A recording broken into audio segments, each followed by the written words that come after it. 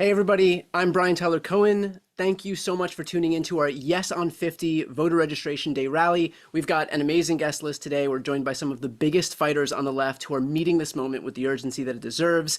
And of course, I'm joined now by Governor Gavin Newsom.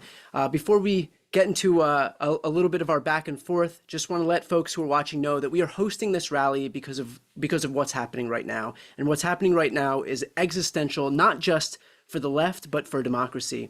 Yeah. We have watched as Trump has issued his clarion call to Texas for 5 seats and how they responded. We've watched as he did the same thing in Missouri and how they responded. We're going to see the same thing in Indiana and then Florida. And I wouldn't be surprised if we see other states do the exact same thing. The reality is that this is how Republicans engineer themselves into a permanent majority, which makes it all the more important that we actually fight back. So the whole Republican movement across the country is going to pour money into California because they know that if they can beat this thing in California, then they have nothing to worry about in terms of pushing back against this overt, blatant power grab. So what we'll ask you to do throughout this evening as we try and raise money to counteract the avalanche of funds that are going to come in from across the country on the Republican side is we're going to ask you to go ahead and donate to yeson50live.com. This will help our efforts to make sure that everybody in California knows the stakes of what's going to happen on November 4th, knows the stakes of this referendum coming up, and knows that it is existential, again, not just for Democrats, but for the preservation of democracy itself. So that's going to be an important point that we're going to hit on numerous times throughout this evening. So with that said, I'm now honored to be joined by the governor of California, Gavin Newsom. Thanks so much for taking the time. It's great to be with you, Brian. Thank you. So we are obviously broadcasting right now in the midst of a really difficult week. We have seen gun violence occur with the shooting last week against Charlie Kirk. We have seen the overt assaults against free speech at the hands of Donald Trump and Pam Bondi and all of these other purported free speech warriors. And so in light of what we're seeing right now, I'm sure that there are a lot of folks who are watching this who feel exhausted. And so what would you say to those people who are watching to let them know that this is worth staying on top of, this is worth continuing to fight for? Well, I first say is you're human. If you're not feeling exhausting and anxious and in some ways fearful, then you're not breathing, you're not living. And I think we have to give some people grace. The last 5, 6, 7 years, we've been through a once in a lifetime pandemic, social unrest. We went through all of the challenges coming out of COVID with supply chain issues and runaway inflation and wars of aggression in Ukraine and challenges that we're continuing to work our way out. And so I just want to acknowledge all that stacking of stress that everybody's feeling. And of course, last week, just the ultimate punctuation. Just for what it's worth, Brian, you know this. I started a podcast not too many months ago, and Charlie Kirk was my first guest. He was gracious enough to not only say yes, he flew out to do it in person. And I spent not just the hour plus in a very civil conversation with Charlie. I spent time with him after, and we stayed in touch, including my team stayed in touch pretty consistently. And that's the spirit I want to bring to this conversation, is one of civility, one of grace, one of humanity, common humanity. Obviously, we have deep differences of opinion. Obviously, he was very offended by positions I hold dear, and I, in turn, very offended by things that he said and positions he held. But the fact is, we had that opportunity to engage. And so I would say, in response to your question, it's absolutely essential that we, in the spirit of this moment, hold ourselves to a higher level of civility and accountability. In the spirit of this conversation, accountability to the moment we're in and the consequences of giving in to cynicism and anxiety and fear. And I just say to everyone in closing, in this spirit, you're the antidote to that cynicism, that fear and anxiety. The fact that you've tuned in means you've not tuned out to what's at stake. And I cannot impress upon people watching, it's all at stake. This is a profound and consequential moment in American history. We can lose this republic if we do not assert ourselves and stand tall at this moment and stand guard to this republic and our democracy. I feel that in my bones, particularly in light of what's happened in the last week. So let's talk about the California map redraw, this situation that we're in right now. We have, not that many weeks to go until this referendum, until November. And so there are going to be folks watching who say, look, California is a big blue bastion. Why do we have to worry about this? This thing is already a done deal. Why is this worth talking about right now? Well, because it's Prop 50 for a reason, impacts all 50 states. It's just not an electoral map. It's a simple math issue. You said it in the outset. Donald Trump realizes and recognizes that he is likely, almost overwhelmingly likely, to lose the midterms. And so he's trying to hold on to power. And the only way he can hold on to power is to rig the system, to change the game. He's not playing by a different set of rules. He's playing by no rules whatsoever. And that's why he dialed up Greg Abbott in Texas and suggested that he's, quote unquote, entitled to 5 seats. They did his bidding. And as you suggest, that bidding is being done in real time in Missouri, in Indiana. It will be advanced in states like Florida. And you may have seen today the comments that were made about Utah and Ohio as well. So this is as real as it gets. And the whole idea of redistricting, I assure you, is the tip of the iceberg, because he's also setting up the parameters and the condition where he can suggest that when he loses, and that's up to us if we do our job, when he loses the midterm, he could suggest it was rigged itself. He's quite creating a chill. And let me give you an example of what I mean by that as it relates to voter turnout and intimidation tactics. When we kicked off the campaign for Yes on 50, we did it at the Democracy Center in Southern California. Brian, you were there in Little Tokyo. You know well, and many of you watching know this well. Little Tokyo is the site, sacred site, where we shamefully bust the Japanese as we interned the Japanese. That happened. And at that exact same site, Donald Trump set masked private army. He sent out Border Patrol and ICE to intimidate two U.S. senators, a half dozen or dozen members of Congress, 100+ community leaders, to try to intimidate us from holding the rally in the first place. And a poor soul that just happened to be out there selling strawberries was disappeared by that same private army. That is a preview of things to come, I assure you, at voting booths and polling places across this country. Just as we said after he federalized the National Guard and he sent the military, not overseas, he sent the military to a United States city in Los Angeles, 700 active duty Marines, is intended to chill free speech and free expression. The stakes could not be more clear, and the stakes could not be more consequential. And finally, let's finish off with this. There are folks who are going to say that this isn't an example of good governance, and so Democrats should kind of practice what they preach and not do the same thing that they have disavowed for so long. And so, in this particular moment, what do you say to those people? Well,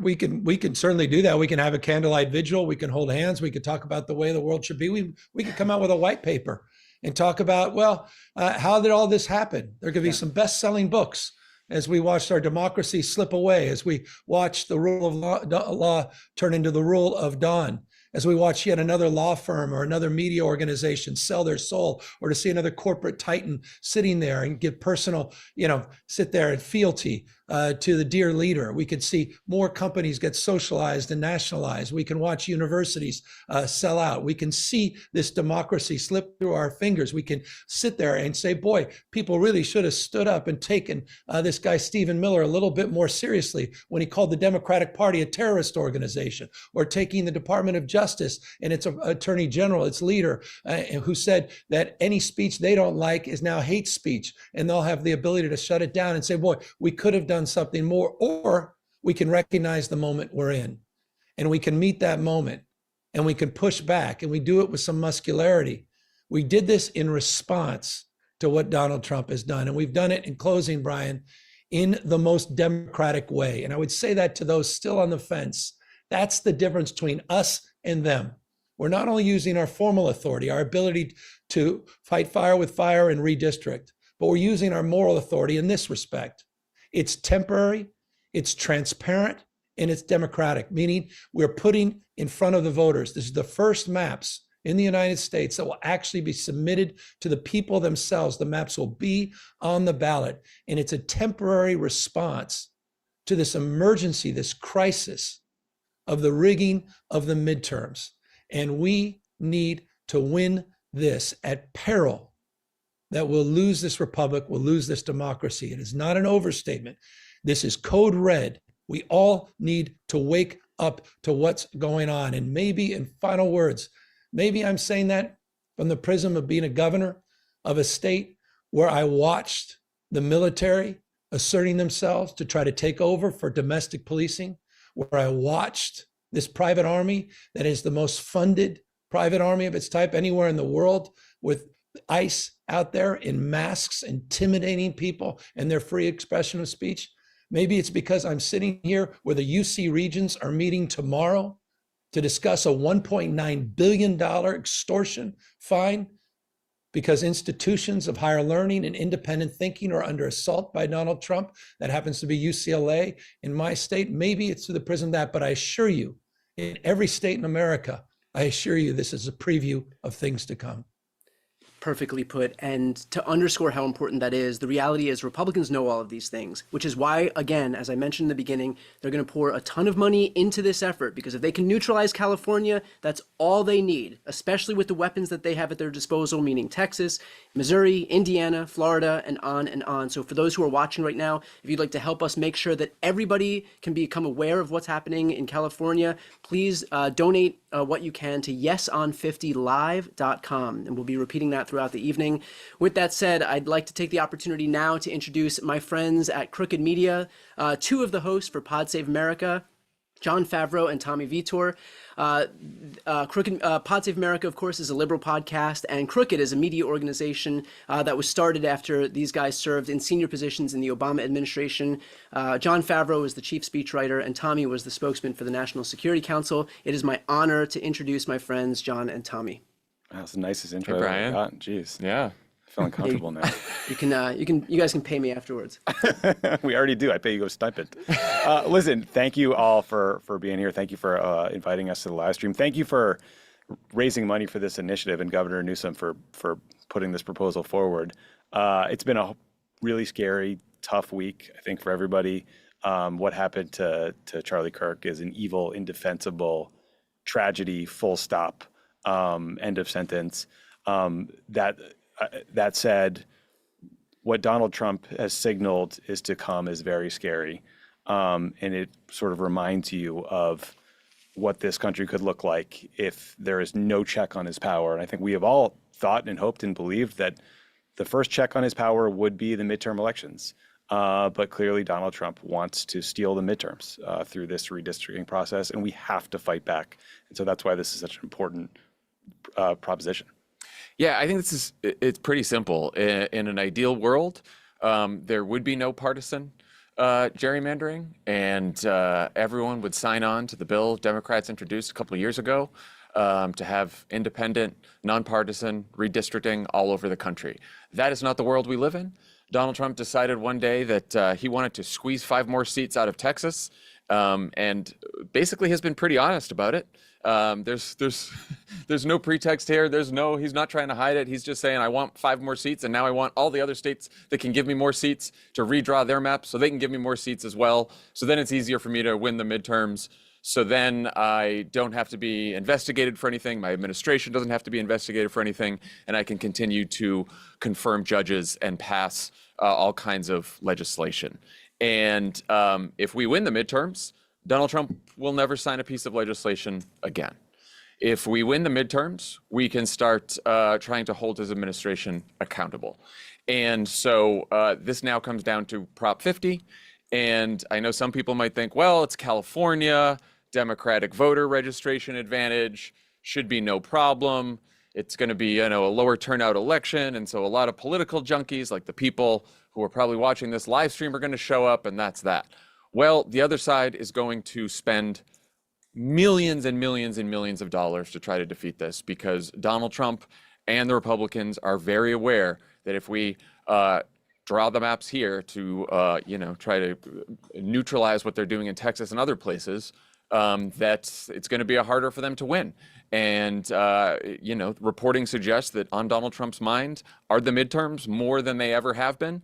He is very, very intent on winning these. He's very, very nervous about the possibility of being investigated, his administration being investigated. So they are going to dump an enormous amount of money in here, and they're going to try to get their base going and to get people to turn out in midterm elections that don't usually turn out, that usually just turn out for Donald Trump in presidential year. So they're throwing everything they have into this, which is why it's really, really important for everyone to donate so that we can get the word out, so that Governor Newsom can get the word out. And ballot initiatives in California are always a little confusing, having lived here for quite a while now. And so we have to remind everyone through communication, through spending money on ads, that you got to vote yes on this to make sure that we have a chance in the midterms to take back the House. So please, if you can, donate to yeson50live.com. You can go right there and donate. And thanks everyone for listening and for tuning in. And now we're gonna bring in a Massachusetts luminary. Yes, Senator Elizabeth Warren is on the stream. Our real home state senator. Great to see you. Yeah. Good to see you guys. The Patriots are 1-1. That's the best news I've gotten all week. How are you? I'm doing just fine. Thank you very much personally. But do keep in mind, I am here in Washington, D.C. And I go in every day that I'm here to work in a Senate controlled by spineless Republicans and to worry about what comes over from the House, which is controlled by spineless Republicans. You keep thinking about, why are they pouring so much into this? And I think you make exactly one important point, and that is Donald Trump does not want to be investigated. But I want to dig a little more on this, because part of what's at stake here is that what Donald Trump has been able to do over the last, how long has it been? 158 years. Since January when he was sworn in, is that he has been able to break the law over and over and over and over and over and over. And people say, what can we do? Well, I'll tell you, if just the tiny number of Republicans in the House or the Senate would say, we're done, we're not doing that, you can't do that. Donald Trump, yes, you are president, but here are things you cannot do. And used our leverage and said, we won't pass anything out of the House and out of the Congress. We won't give you funding. There are all these things we would have power to do. The problem is the Republicans just try to outdo each other in how fast they fall to the floor to kiss Donald Trump's feet. And the consequence of that is the whole basic structure of government now is breaking apart. So here we have Donald Trump, the would-be king, and Congress, under the Constitution, there was always this unspoken presumption would jealously guard its power. Well, it's not under Republican control. It is acting like a frightened child, just anything Donald Trump wants, just don't let him get angry with us. And so you've got the House and the Senate under Republican control just falling to the ground. The difference, if we had either of the houses under Democratic control, is that stops. And if we have both houses under Democratic control, now we are truly back in the game in terms of making our Constitution work again. And so I just think it's an important part for everybody to understand. It's about the midterms, yes, but please understand how important these midterms are.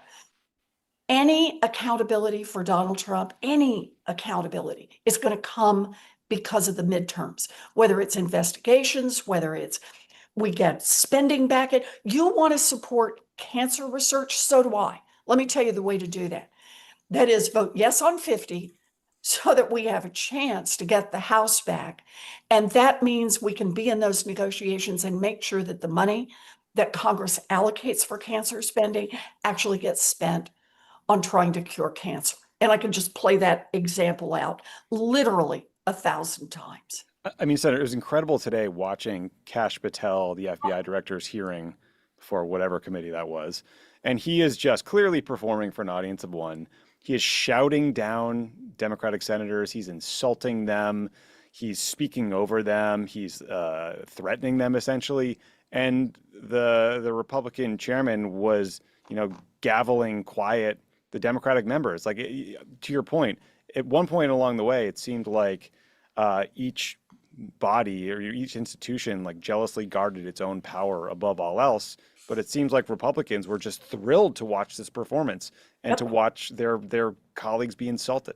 Right. Can I be just a little dorky and make the same point again? Please. That is what's happening with the Federal Reserve. So here is the one agency that Democrats and Republicans have said for 100 zillion years, yes, the Fed needs to be independent. Why? Because the Fed sometimes has to make really hard policy decisions. And so everybody wants confidence, whether you got a Democrat or Republican in the White House, that they're doing it as best they can based on the numbers, based on what the economic data are. That's what we hope keeps our economy steady and helps protect Americans across this country. So what happens? Donald Trump gets to nominate someone. The guy he has nominated, this is no joke, Dr. Myron, now sits as the president of the Council of Economic Advisors, working in the White House for Trump. He's not going to give up that job. He wants to keep a foot in that boat while he goes over to the so-called independent Fed. And so every Republican senator at our hearing last week in banking, I know it didn't have all the sparkle of the Patel hearing, but every Republican senator, I believe in the independence of the Fed. So I asked this guy who's Donald Trump's nominee, I said, you're going to be independent, right? He said, oh, he's going to be independent. He wrote up his notes. I will be independent. I will be Mr. Independent. I said, great. Let's just test out how independent you can be of Donald Trump. Did Donald Trump lose the 2020 election? Mr. Independent could not answer that question. Well, it was ruled by a blah, blah, blah, Senate and was confirmed, blah, blah, right? He could not bring himself to say those words. So I said, okay, let's go to another. I realize that one's sensitive. Let's go to what Donald Trump said when he fired the person who put out the labor statistics, the head of the BLS. BLS, Bureau of Labor Statistics. And I said, Donald Trump, and I read the quote, said this person lied and tried to help Kamala and falsified data. And I said, is that true? Again, here's the guy who's chief economist, literally could not say that maybe, just maybe, the president got a word or two wrong when he called the head of BLS a liar and a cheat and just maybe had overstepped a little bit. And I use that as an example of everybody who comes through to be confirmed starts with prostrating themselves in front of Donald Trump might be looking. And I am so grateful to Donald Trump. They all say, and I will do whatever he wants me to do. That's why I see Prop 50 as a fight for the independence of our democracy, a fight to say there's a check on power. For everybody who shut up for no kings, this is your chance in California to show up and just say, power, we get it. Presidents should have power, but there's got to be a check on that power. And right now, there ain't no check on that power. It's not coming from the Republicans in the House. It's not coming from the Republicans in the Senate. It sure as heck not coming from other people in government. And this is our chance to get a foot back in the door on that. That's right. So donate to, you're on yeson50live.com, presumably, if you're watching this. Mm-hmm. But if you're not, go to yeson50live.com and donate, please. Awesome. We'll leave it there. Thank you all so much for being a part of this. Thank you for showing up when it matters most. We appreciate it. It's a pleasure now to be able to introduce everybody to two content creators that I love watching. We have Josiah and Luke. So Josiah is a self-certified American politics geek who wants to see more progressive policy, a more ruthless Democratic Party, and the defeat of Trump's authoritarianism. Runs a podcast and a YouTube channel that I love called The Pondering. Luke Beasley, I'm sure most people know him as well, a multifaceted content creator and influencer, best known for his presence on YouTube and TikTok, where he hosts a variety of content that resonates with a growing audience. He hosts a show called The Luke Beasley Show, which blends news and humor. So we'll leave it to you guys right now. Appreciate it, Brian. Thank you so much. Josiah. Luke, what's My up, man? man? Hey. Look, I don't want to say that this is the highlight of the evening, but part of me wants to say it's going to be the highlight of the evening. Yeah. You know, it's funny, you and I talk online and offline a lot. I think one of the things that you describe your show as is advocating for more ruthless Democrats. And we have at many turns winced at the lack of a motivation, a passion to really push back against the tactics of the Republican Party. And I have to say, this is a refreshing shift from that, where it's all right, you're going to try to rig the game. We're actually going to have a powerful response to that. And we're going to use some of your tactics against you.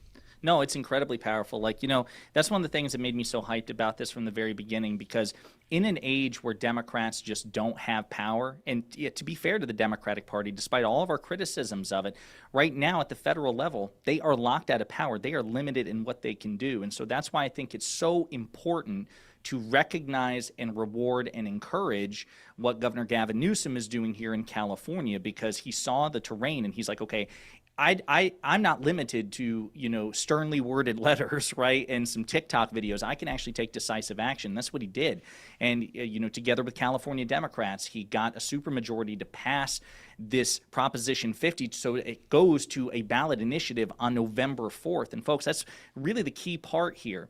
We need people to register to vote if you haven't yet, because, of course, today is National Voter Registration Day. But number two, there's a special election on November 4th that will decide, you know, potentially the fate of the next midterms and democracy consequently, by allowing Proposition 50 to pass. And that's what this is all about. So we have to recognize it, reward it, and encourage it, and hopefully inspire other Democrats in positions of power to take up the cause.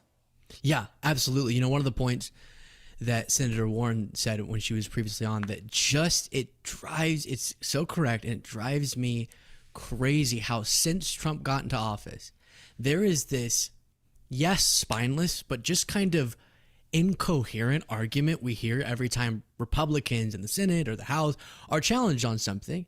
And a reporter asks, hey, are you going to use your power to rein in Trump on tariffs, on immigration? Are you going to do XYZ on the Epstein files? Will you push back against Medicaid cuts? Here's 11 things in Trump's horrendous bill that was now signed into law that would be destructive for Americans. You have power. It can't pass without you. What say you? And the response from almost all of them, with very rare exceptions, is Trump is something mandate, something American people elected him. Never ever even trying to acknowledge that they were also elected, and for a very specific purpose, which is they have power as well. And to see an institution, we see this with the Supreme Court too, willingly giving up its own power to the executive branch in some of its rulings. And Congress now, you would think at least ideological self-servingness would motivate them to do something. But instead, it's that same talking point of Trump was elected and he has a mandate. And I think it was correctly framed by Elizabeth Warren that this is more than just a California issue. And it's more than just, hey, let's do well in the midterms, Democrats. It's actually about bringing to a screeching halt what has been an unrestrained presidency thus far. Yeah, and speaking of Congress, I mean, you mentioned a senator. We got a really good representative to also bring in. We've got Representative Jimmy Gomez of California's 34th District. What's going on, Congressman? Oh, you're muted, sir. There we go. There we go. Yeah. You'd think after all these years, I'll know how to do that. Listen, the fact that you got it like resolved in 3 seconds and not 50 seconds actually gives you a leg up on me, so I'm not going to judge. It's like, wait, come here, staff. No, they're not here. I'm kidding. So how are you? I mean, with all this going on, what do you feel about Proposition 50? How do you feel about all this? You know what? I want to kind of like paint a picture of what's at stake, because a lot of people think that this is just another normal election. Everything's at fucking stake this election. It is, if we do not win back the House, then you're looking at a permanent MAGA version of America, not for 2 years, but at least for the next 10 years, because it is because they're going to solidify all the cuts that they did and build back better. They're the cuts to Medicaid, the cuts to SNAP, the big tax giveaways to the largest corporations and the richest people in this country. Everything becomes solidified. And if there's no check from Congress and there's not been one from the courts, then the using the National Guard in states like in cities like my own city is only going to spread. I've warned about that in the early days of the National Guard and the Marines going into Los Angeles. We knew that this was going into Chicago, DC, that it was going to spread. So people have to understand that we're in this together. If you do not want this permanent version of America that's being developed, that's being built bit by bit by Donald Trump and the billionaire establishment, then we got to pass Proposition 50, because it is just a counterbalance to them trying to rig another congressional majority, starting out with stealing 5 seats in Texas. Yeah, no, I mean, I love the way you phrase it here, because, you know, Luke and I are talking about, long-term democratic institutions, but the fact of the matter is, it's not just so abstract. I mean, this is a Democratic majority would be able to prevent meaningful harm to the American people now. In the short term, as you said, like all of the Medicaid cuts that the Trump administration is aggressively pursuing, they're trying to gut the Affordable Care Act. And again, all of this to pay for exorbitant tax breaks for the people who need it the least, and to say nothing of, you said, the consolidation of power. If there's any oversight capacity to be done, if we're actually looking into Trump's corruption, for example, the $5 billion he's made off crypto, the $3.5 billion he's purported to have made in other aspects off monetizing the presidency, that oversight, as he's like looting the treasury of the United States effectively for all intents and purposes, that's going to come from a Democratic majority. And the only way that's going to happen, given all the gerrymandering and the election rigging he's doing, is if we pass Proposition 50. Absolutely. And we got to pass Proposition 50 to counterbalance that, win these seats. But every single day, Democrats need to continuously earn the support of the public. That means showing up and fighting. People don't fucking support a boxer who said no mas in the ring. They want to see you throw down even if you're losing every round. They want to see you stalling the Republican agenda as much as possible. People think that we didn't do anything in the House, but guess what? The fact that we were kicking the shit out of the big billionaire bill, or Trump's one big beautiful bill, over and over and over, that's why it's such has low poll numbers, because we pointed out the flaws and how it was a big giveaway and how it's just corruption in legislative text format. And then we also said, you know what? We got to talk to the people that feel like they're getting screwed over by the system, the people we lost the last election, what Gavin Newsom is doing, what a lot of members of Congress are doing by going into these red areas, because those are the people we have to win over. But if we allow them to gerrymander, rig the election, and we don't respond, well, shame on us. And here's the thing, it is going to be solidified. The MAGA version of America will be solidified. So this is a fight for our democracy, to hold this corrupt family, this mob family accountable, and make sure that we have something to push back with. And don't get me wrong, we win, it's not going to be all unicorns, rainbows, and sunshine. We're going to have a caged animal on our hands, and that caged animal is going to get more aggressive, not less. So but at the same time, I'd rather have that situation where we have an opportunity to win the fight versus one where we're basically where you have Republicans in Congress capitulating the authority of the legislative branch.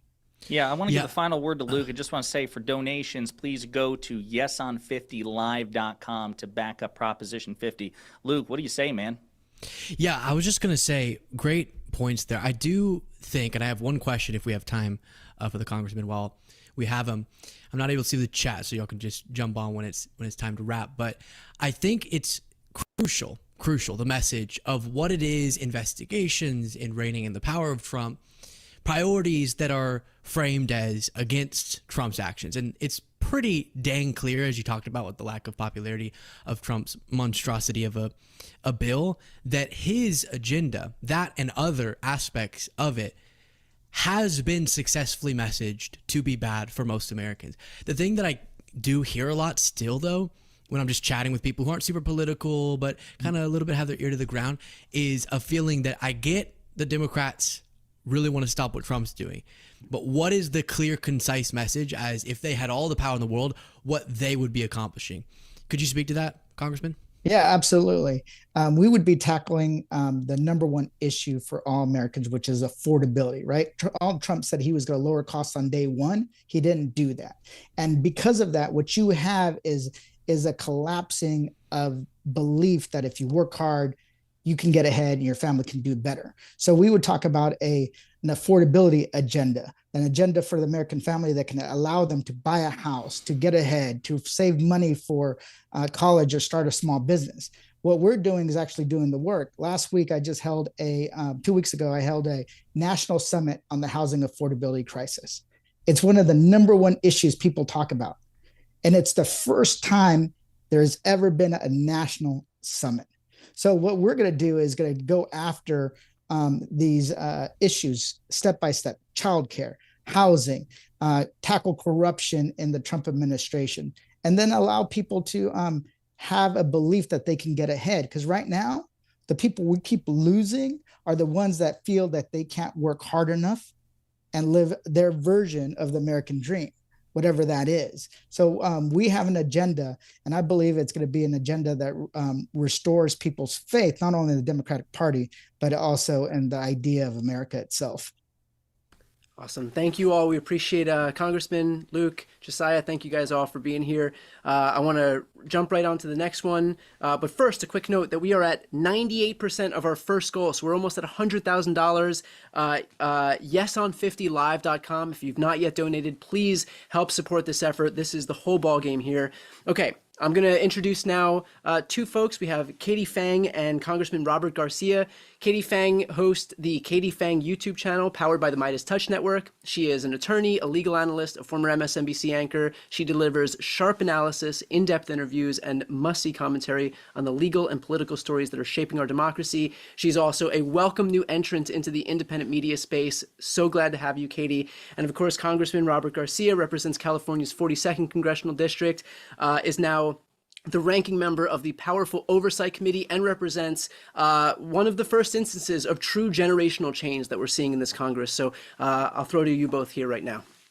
Thanks, Brian. So good to see you. Congressman Garcia, Papo, it's good to see you. Look, let's just start straight out of the gate and remind people that this whole thing got started with that bullshit letter from the Department of Justice sent to Texas, alleging some pretextual thing that there was some illegal gerrymandering that was going on in Texas in 4 congressional districts, even though that map that was allegedly so bad was one that the Republicans did. So that, I just want to underscore the fact that they're weaponizing the Department of Justice to be able to illegally rig elections. Now let's fast forward to what we got going on right now, which is if the policies for America are so great by the Republicans, why are they trying to rig the elections and try to redistrict and redo these maps? Hey everyone, Katie, you're absolutely right. I mean, first, let's be really clear that we've never in the history of this country have seen a Department of Justice be weaponized in this way. And it's not just on redistricting. We're seeing it after going after political enemies. We're seeing it trying to quell dissent. We're seeing essentially the pardons of people that should have no business getting any sort of leniency from the United States, the attack on the courts, the attack on academic institutions, all from the Department of Justice, which we know traditionally has had a separation from the White House. Not in Donald Trump's America. In Donald Trump's America, he can have his own police force, which is now ICE. In Donald Trump's America, he can lie and cheat his way to the White House. In Donald Trump's America, he can attack whoever he wants without consequence. He can hide the Epstein files and ignore survivors. And in this case, this is Donald Trump's plan to essentially rig and steal the 2026 election. Completely planned out by him, Stephen Miller, and that entire team over there at the White House. And so they have been working towards this. It moved fast, but our reaction in California has been in response to the DOJ and Trump's trying to rig and gerrymander Texas. We have had, as you know, a commission in the state that, by the way, I supported. I actively supported our independent commission, but we can no longer have two hands tied behind our back as Republicans steamroll their rigging of and gerrymandering of elections, as they try to take our rights, as they try to destroy the Constitution. And so I am committed to this fight. I'm so grateful to the governor for leading this fight in the state. And people got to know this is all about rigging 2026 and setting up 2028. It's really important for people to know too, Congressman, that you're actually impacted.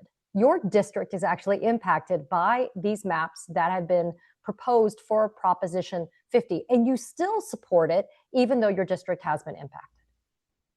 It has. Look, a lot of people don't know this, but I'm actually taking more Republicans than any other Democrat in the state of California in the California map, absorbing Republicans. And I, when asked, by a delegation to do so, I did it because we have our democracies at stake.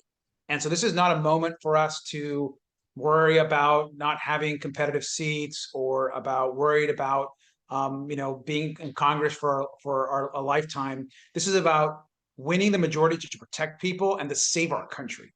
And so, look, I still have a fairly blue seat. I'm going to win my reelection, but I went from a super safe, very progressive, deep, over 30 points, 35 points, to a much closer seat, one where I'm having communities across Orange County in much more conservative areas, and more absorbing more Republicans than any other member of our delegation. And I'm doing it because it's the right thing to do, because we can win this seat, and we will. But we need people's support. We need folks to come out, vote for Prop 50, support candidates now that are going to have a little bit tougher seats. But like I told folks that have asked, hey, you're pretty progressive. Is this going to impact the way you take on Trump or the Oversight Committee? And I'll tell you, absolutely not.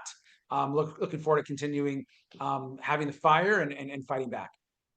Yeah, and even though Proposition 50 is specific to California, this will impact all of America when it comes to competent representation for constituents in Congress. I want to focus on the work that you're doing in House oversight. And the reason why is obviously part of the biggest part of discourse these days has to do with the Epstein files.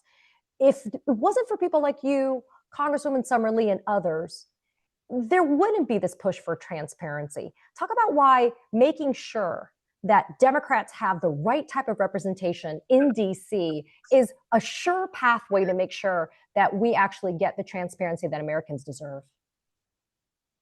This is why I think generational change in our party is really important. And this is why electing and bringing forward new leaders is critical. Katie, as you know, when I was running for oversight, the leader of the Democrats on oversight, and I'm in my second term in Congress, so I'm still a fairly new person in Congress standards. And, we won our election. I'm the first sophomore to win an election to lead a committee in over 100 years in our party. And I'm proud of that, because that tells me that our caucus and the party is changing, that they understand that we've got to bring in new voices. We got to expand the tent. We got to let more people in. We can't be this party of subtraction. Like, why aren't we the party of adding more folks, of coalition building? And I think that's what Prop 50 is also about, is we want to go national and take this national. And what's really critical is, as it relates to Epstein, you think about all the fight that we have in front of us. It's all these new generation younger members that are pushing. I mean, you talked about Summer Lee. We partnered in getting that subpoena out. She's in my class. You talk about folks like Jasmine Crockett, who is on fire, I think, bringing and leading this country in so many ways on issues that matter to working people. She's on our committee. She was also in my class. And so I think you're seeing younger, newer Democrats, I hope, modeling what it means to fight. And in this moment for Prop 50, we've got to be aggressive. We've got to back our governor. We've got to be all in, because this could mean essentially us being able to stop the Trump agenda and dramatically slow it down, or giving him free rein to continue to rig more and more states, take away more of our rights, give more of our hard-earned labor to billionaires in this country, and to take away more healthcare. And so we've got to stop this now, and I'm proud that California is leading the way. There's a false narrative that's being pushed by the Republicans that this is an apples to apples comparison when we look at what was happening in Texas and now what is being proposed with Prop 50 in California. Talk about why that's just a lie. That frankly, one, Texas had a freaking off-ramp that it could have taken. Governor Newsom gave it to Texas, gave it to Trump, gave it to all of them to be able to do before we got to this point in California. And why the opportunities that are being given to the California voters is definitely not what we're seeing happening in Texas. I mean, what a shock. Republicans are lying about something. I know we're all stunned right now, but look, I think what's happening here in this case is that the difference between what Texas did, which we only are doing in reaction to them, is that they're gerrymandering through their legislature, not the will of the people. Their kind of public process was a complete sham. So many other Texans know this. And for us, look, we support a commission, but what we're going to do is we're going to take it to the voters. We're going to put the map on the ballot. So our map is actually going to be voted by the people, unlike what's happening in Texas. And so when we get Prop 50 across the finish line and we win, it'll be because the voters of California have decided they're not going to allow essentially what's happening in Texas with their governor to somehow dominate the next 2026 election. So I'm proud of what we're doing here in the state. And let me just add, because one of my roommates is an amazing Texan himself and a great congressman. Let me just add that I do appreciate all the Texans that have really fought this every step of the way back home in Texas. And we're here as partners. We want to support what they're doing as well. They need our support also. Yeah, I see Brian here. I know we're going to be parting ways, but Congressman, I did want to remind everybody who's tuning in, if you go to www.yeson50live.com, not only can you donate, which you have to because Prop 50 has got to be yes, but you can also volunteer and you can sign up and get more information. I always say knowledge is power, and the more that we can share, we're definitely going to be in better space. I want to say thank you to Congressman Robert Garcia, representing the 42nd Congressional District from the great state of California. Brian, I see you, my friend. Awesome. Thank you both so much. We really appreciate you being a part of this, and thank you for promoting Yes on Live, yeson50live.com. We are making quite a big dent in terms of getting these donations up. We are on our way to $200,000, not even an hour into this thing. If you've not yet donated, please help this effort. This is the whole ball game here. I could not be more excited to promote the next duo. We have Beto O'Rourke and Mark Elias. Beto came within just 2 points of unseating Ted Cruz in 2018. He is a huge inspiration for me.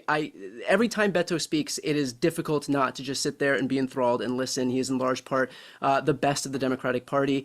And also I should note that race that he ran in 2018 also resulted in a raft of Democrats sweeping into office thanks to his efforts, including a record 19 black female judges. So a huge accomplishment by Beto.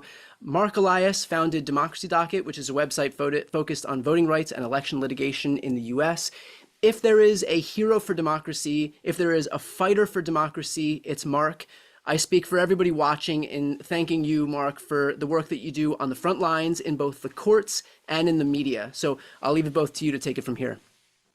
Hey, Brian, thank you for having us and for leading this effort in this conversation here tonight, and for everyone who's part of it, getting to listen to the previous conversation.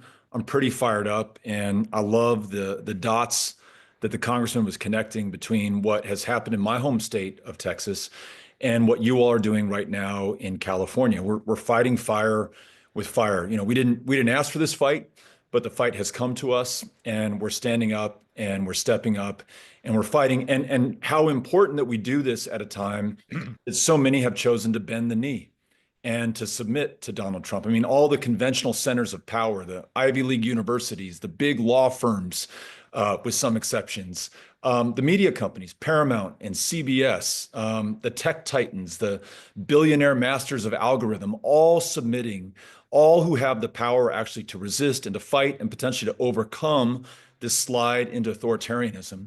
And yet here you have some brave people here in Texas, the Democratic state legislators who broke quorum to deny the Republican counterparts the numbers needed, initially at least, to redraw the maps, but certainly to draw the conversation to Texas, to our democracy, and the need to fight. And then thanks to everyone in California, most importantly, Governor Newsom, for leading that fight and making sure through a very democratic process, literally this is going to be brought to the voters in Proposition 50, redrawing these districts so that we can pick up 5 additional congressional seats to replace those stolen, likely here in the state of Texas.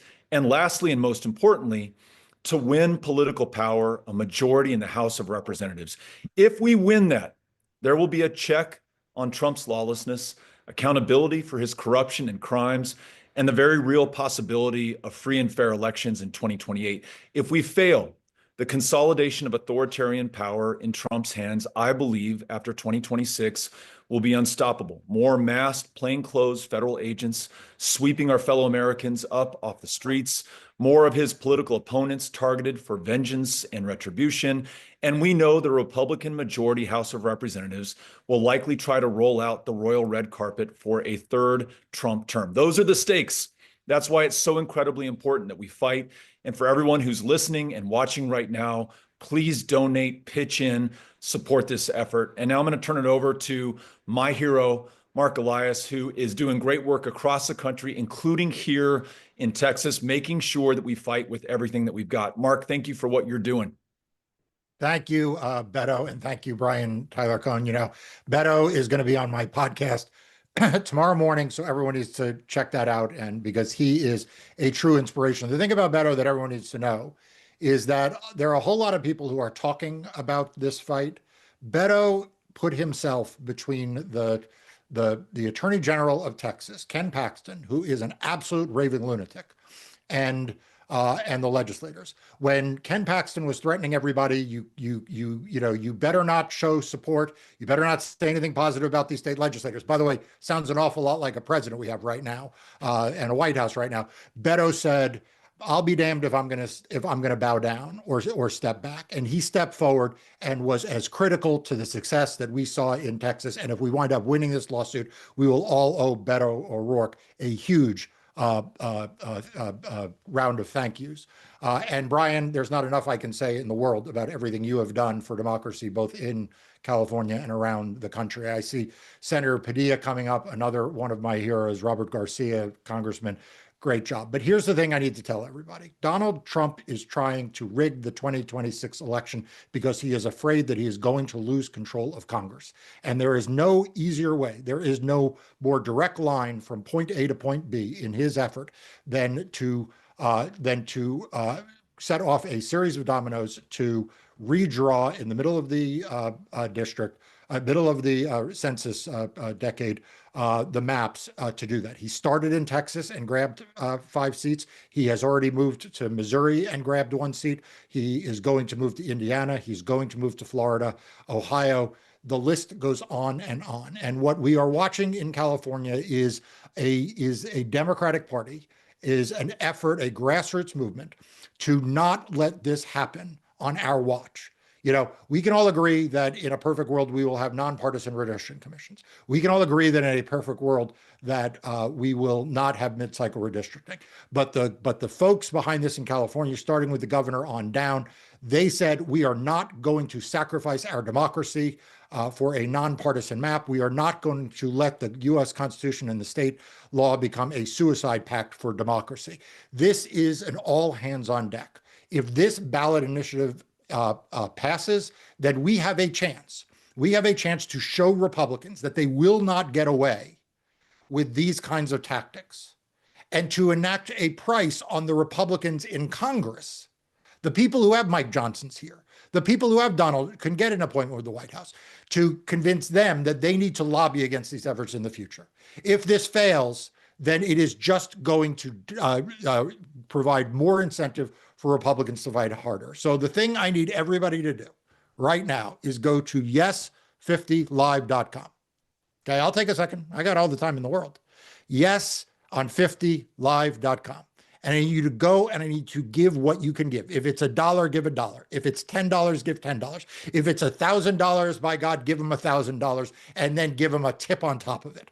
All right. We all need to do the thing we can do. And right now, the easiest thing for you to do is to go to that website and to donate so that the hard work that all of these people are doing in California and people like Beto O'Rourke, who is literally putting himself on the line, like not just appearing on your live streams, but putting himself in jeopardy, that they will have a chance along with the rest of us to fight for democracy. So Beto, I just want to thank you on behalf of everybody who is watching this and everyone who will watch it in the future. History will record you as one of the great heroes. When democracy was at stake, you stood up. And so I want to thank you. I want to thank Brian and everybody else. Super kind of you to say that, and listen, right back at you. Brian and I had this conversation a couple of months ago, and it's one of the reasons I also love Brian Tyler Cohen so much. He's one of the few people out there, at least at the beginning of this, who understood the urgency of the moment. I think for far too long, present company excluded, Democrats cared far more about being right than they cared about being in power. While at the same time, Trump only cared about being in power. He didn't care what was right, what was legal, what was moral, what was ethical. It was all about power. And thanks to Brian Tyler Cohen, who's really been waking people up across this country. Thanks to you, Mark, for what you've been doing in courtrooms across the United States of America. I think our fellow citizens are waking up. And it's not just Democrats, by the way. As you know, it is independents, it is Republicans, it's people who believe in our democracy, in self-government, and a government of, by, and for the people, that 249 years into this experiment, we are on the verge of losing unless we stand up and fight with everything that we've got right now. There are about 14 months left to us. And again, if we fail in this proposition, then we lose the republic. If we win, we're in for another round or two for as long as we can keep fighting to win this thing back. And for everyone out there who is so sick and tired of Democrats not fighting with everything that they've got. As Mark just said, you finally have a governor here in California. You finally have a movement in California. You finally have a movement that's waking up the rest of this country that is fighting with everything that they've got. And it is so goddamn exciting because we have waited so long to see this happen within our party. Do not allow this moment to pass without a fight. And if you're wondering what your part in that fight is right now, it is donating, as Mark said, everything that you can right now. I will be joining you. Amy and I are going to be making a donation tonight. I bet Mark has already made a donation. Absolutely. I'm on the website. Yeah. So let's get it done. I mean, do not allow this moment to pass without a fight. That's why we're here. Yeah. And let me just say in 20 seconds here, Brian, I want to also echo what Beto said. Brian Tyler Cohen doesn't have to be doing this. Brian doesn't have to do a lot of stuff that he does to stand up and fight for democracy. And for all of the shit that gets thrown here and there, we owe him a big debt of gratitude. There would not be a Mark Elias on YouTube without Brian Tyler Cohen. Okay. Like the Democracy Watch series that he approached me on has been vitally important in spreading the word. And he has done enormously important work. So thank you, Brian. Well, I appreciate that. Thank you both so much. And, it's an honor to be talking to both of you. These are the biggest and best fighters that we have on the left here. So couldn't be more grateful for your voices here. One more reminder for everybody watching. It is so important right now, just to give a lay of the land, it is so important right now to donate if you can. There will be an unlimited amount of money coming into the state of California from every corner of the United States. Every Republican is going to make sure that they can neutralize what happens in California, because if they can take California's redraw off the map, so to speak, then they don't have to worry about anything. They've got this thing in the bag. California is how we neutralize what's happening in Texas and Missouri and Indiana. And we know that these things are happening on the right because we've seen it happen. Donald Trump says jump, these governors say how high. We've seen it happen in Texas. We already saw it happen in Missouri. It's going to happen in Ohio and Indiana and Florida as well. So this is our way to fight back. Again, an unlimited sum of money is going to come into the state from every corner of the country to bolster the Republicans' position. We rely on small dollar donors. We rely on everybody watching right now to be able to get the word out to all of those Californians who aren't watching this live stream right now. So a small step that everybody can take is to go to yeson50live.com and donate what you can. Okay. It is my honor now to be able to introduce two more folks. We have Ben Meiselas, who co-founded the MeidasTouch Network, which is the top viewed political YouTube channel and the most listened to podcast each month of this year. Huge congratulations to Ben and your brothers for what you've built in MeidasTouch. I could not be more proud to see that the left is fighting back, and you guys are a huge part of that. So thank you for the work you're doing. And congratulations on all of the well-deserved accolades that you guys have gotten. And I'm also going to call in Governor Newsom now, who, of course, is the center of all of this. We have been, begging and pleading for Democrats who are willing to match their words and their rhetoric with action, and nobody has better exemplified that than the governor. So I'll let you both take it from here. Governor Newsom, it's great to see you, the man of the hour right now. When your name is on Donald Trump's social media, it seems, on an almost hourly basis, whether it's Donald Trump claiming that he saved Los Angeles by turning on a magical faucet somewhere in the imaginary border between California and Canada, whether it's Donald Trump saying that he saved Los Angeles again a few months back, whatever he was making up about you today. It seems that you standing up to him is having a certain type of reaction, doesn't it? Oh, I appreciate that. It's it's a point of pride. I mean, there was almost 48 hours where I felt he'd forgotten about me, but you're right. No, he tried to hit me on his way over to the UK. And it's a reminder of what we're up against: mis and disinformation, just complete bullshit. Excuse my language. That comes from Donald Trump. And that's why it's important that we're not only winning the war in the spirit of what Beto and Mark just brought to this conversation on the ground, in the spirit of what Brian talked about in terms of this grassroots people power effort to push back against the well-heeled. But it's absolutely critical that we win the messaging war as well, that we organize in a much more, much more, intense way to communicate over and over and over again our message across the spectrum, which is just foundational in all these efforts. Look, the federal government once again is heading towards another shutdown potentially, but Donald Trump has ordered MAGA Mike Johnson and Republicans do not even have conversations with Democrats. He's repeatedly referred to Democrats as the enemy, radical, don't deal with them, don't even talk to them.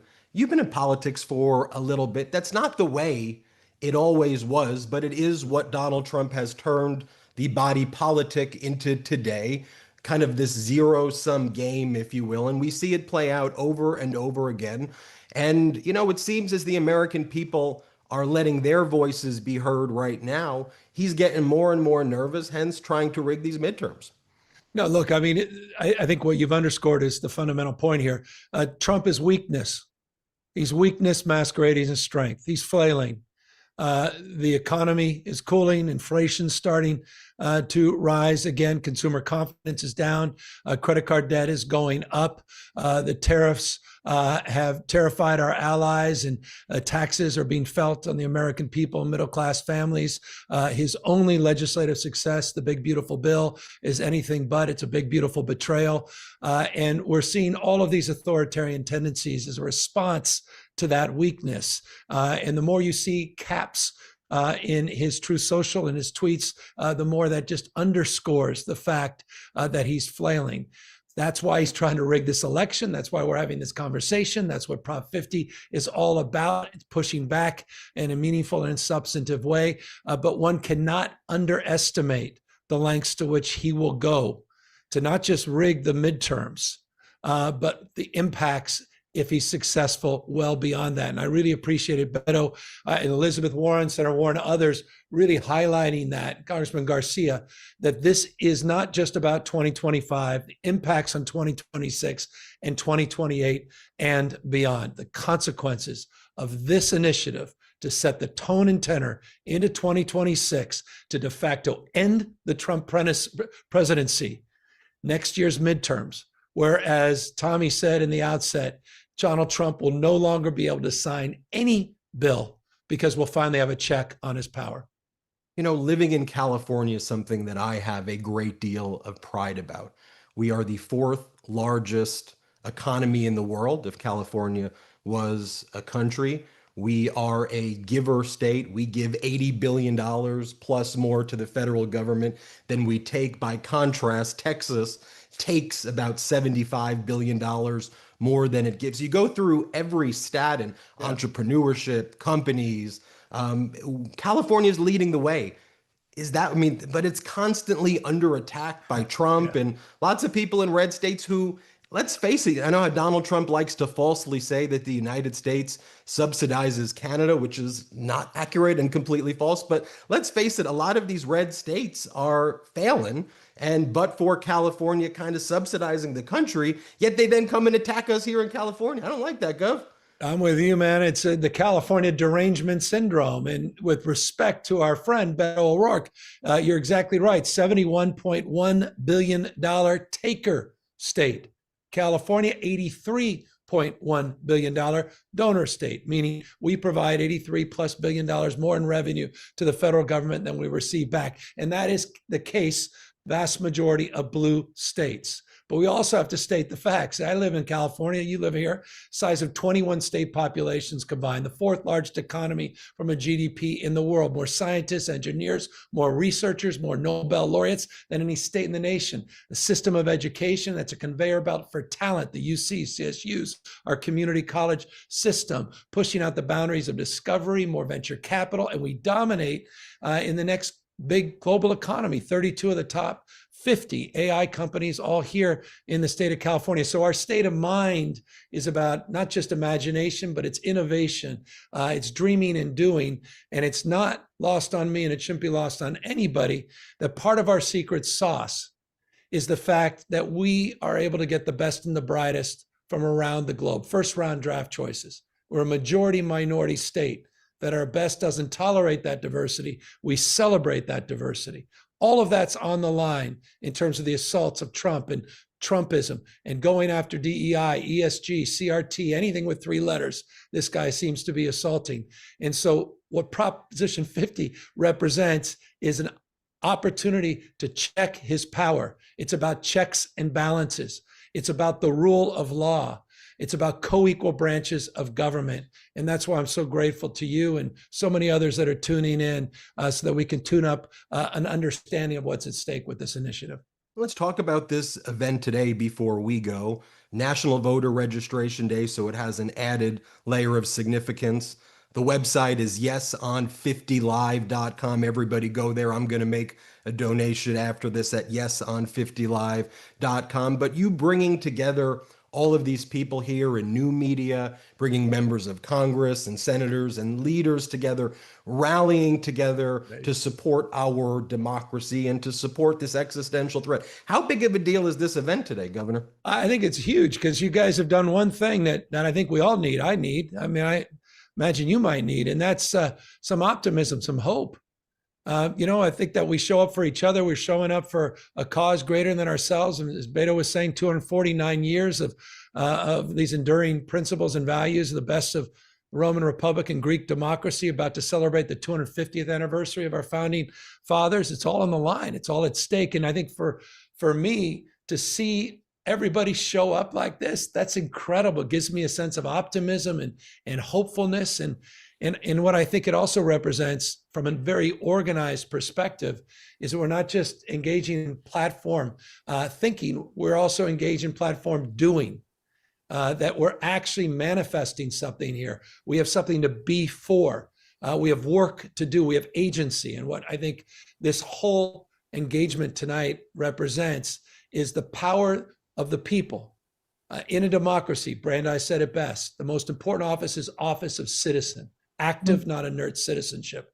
And it's people making contributions, $3, $5, $10, making contributions by going out there and volunteering that will be the story that will define not just the success of Prop 50, but the story that I think will define this moment in the history books as we move into the 250th anniversary of Governor, thank you for what you're doing. Great conversation. I echo what everyone else said about you, Brian Tyler Cohen. You gave me that very nice intro, but you're the OG in YouTube, and you've paved the way for a lot of people like us. And thank you for putting this event together, Brian. Governor, thanks for fighting for us. You give us all hope to see the governor, the largest state in the United States, pushing back, fighting for democracy. Thanks for everything you're doing, Governor. Appreciate it, brother. Thank you, guys. Well, thank you both. And look, this is, again, to echo what Ben and the governor were saying, this is what it looks like when you actually put words behind action. For so long, Democrats have been begging for not just strongly worded letters, but for actual real action, for actual push to what we're saying. And that's what we're seeing right here in California. But that's just half the battle. This thing is going to be a referendum on the ballot, but California is a huge state, and it's going to require getting the word out to so many people. And Republicans are already doing it. The day that this thing was announced, we had Republican operatives sending mailers out to every single address in the state. I know that if you live in California, you've seen them. You've gotten those mailers in your mailbox saying to vote no. We have to push back. This is our way to protect not just the future of the Democratic Party, but the future of democracy itself. And that relies on being able to reach all of those people who aren't paying attention to politics on a daily basis, which, to be honest, sounds good for everybody's mental health, but the reality is that it's going to take a lot of push from all of us who are paying attention to make sure that people know what's going on. So we are getting very close to our $200,000 mark, which is a huge milestone. But please, if you haven't yet donated, go to yesonlive.com. Okay, I'm so excited to be able to introduce our two next guests. We have Joe Carducci and Senator Alex Padilla. I'm sure you've heard JoJo from Jers. She's worked so hard to make herself a household name. I'm also very proud to be from the same home state as her, the state of New Jersey, where it should be known that we have the best pizza in the country. And Senator Padilla, U.S. Senator from right here in my new home state of California. This is the senator who made a name for himself this year by putting his body on the line when he was arrested by the Trump administration for daring speak out. And that's exactly the kind of forward-leaning posture that we want to see from our elected officials. So I'll let you guys take it from here. Well, first of all, thank you, Brian. I did not know that you were from the Garden State, the greatest state in the country. No offense. I'm just kidding. I'm here from New Jersey participating in this event for Prop 50 in California because I understand that the stakes of this moment are much greater than the best state on the planet, which is, of course, New Jersey. Again, no offense. But Senator Padilla, it is wonderful to see you again under slightly better circumstances than the last time we spoke. But pleasure. I just wanted, I'm happy to see your face. I feel like we bonded a little bit in a unique way through some tragedy that happened last week. But I wanted to just start with something that is important to me, a thread that ties us together, which is that we are the children of immigrants. And the governor just said, in this country we celebrate diversity. Your parents, my dad, they believed in the American dream. They worked toward that end. They participated in achieving that.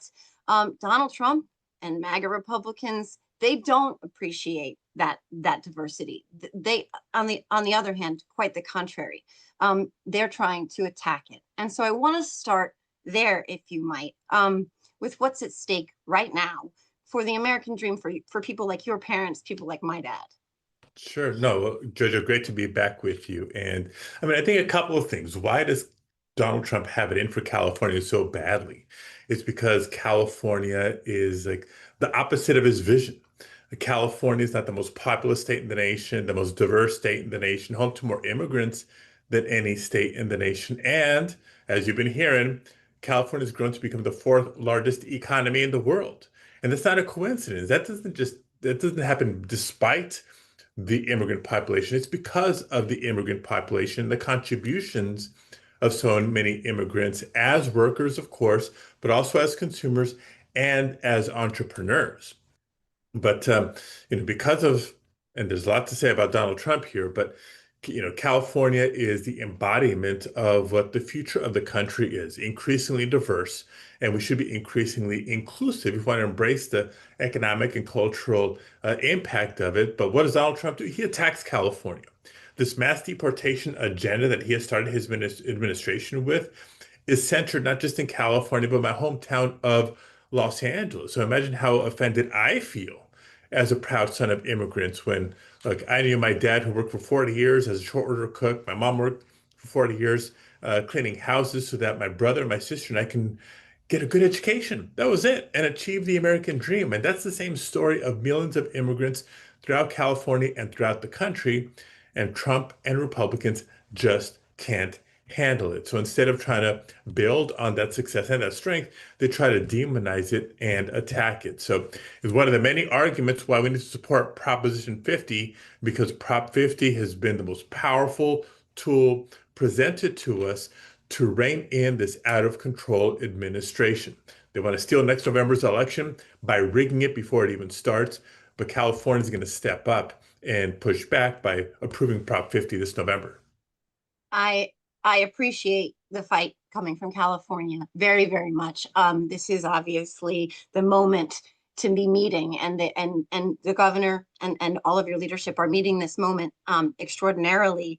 And so I want to speak to your point about what Republicans are doing and ask you, why are they trying to cheat ahead of the midterms in 2026? I mean, what do they know?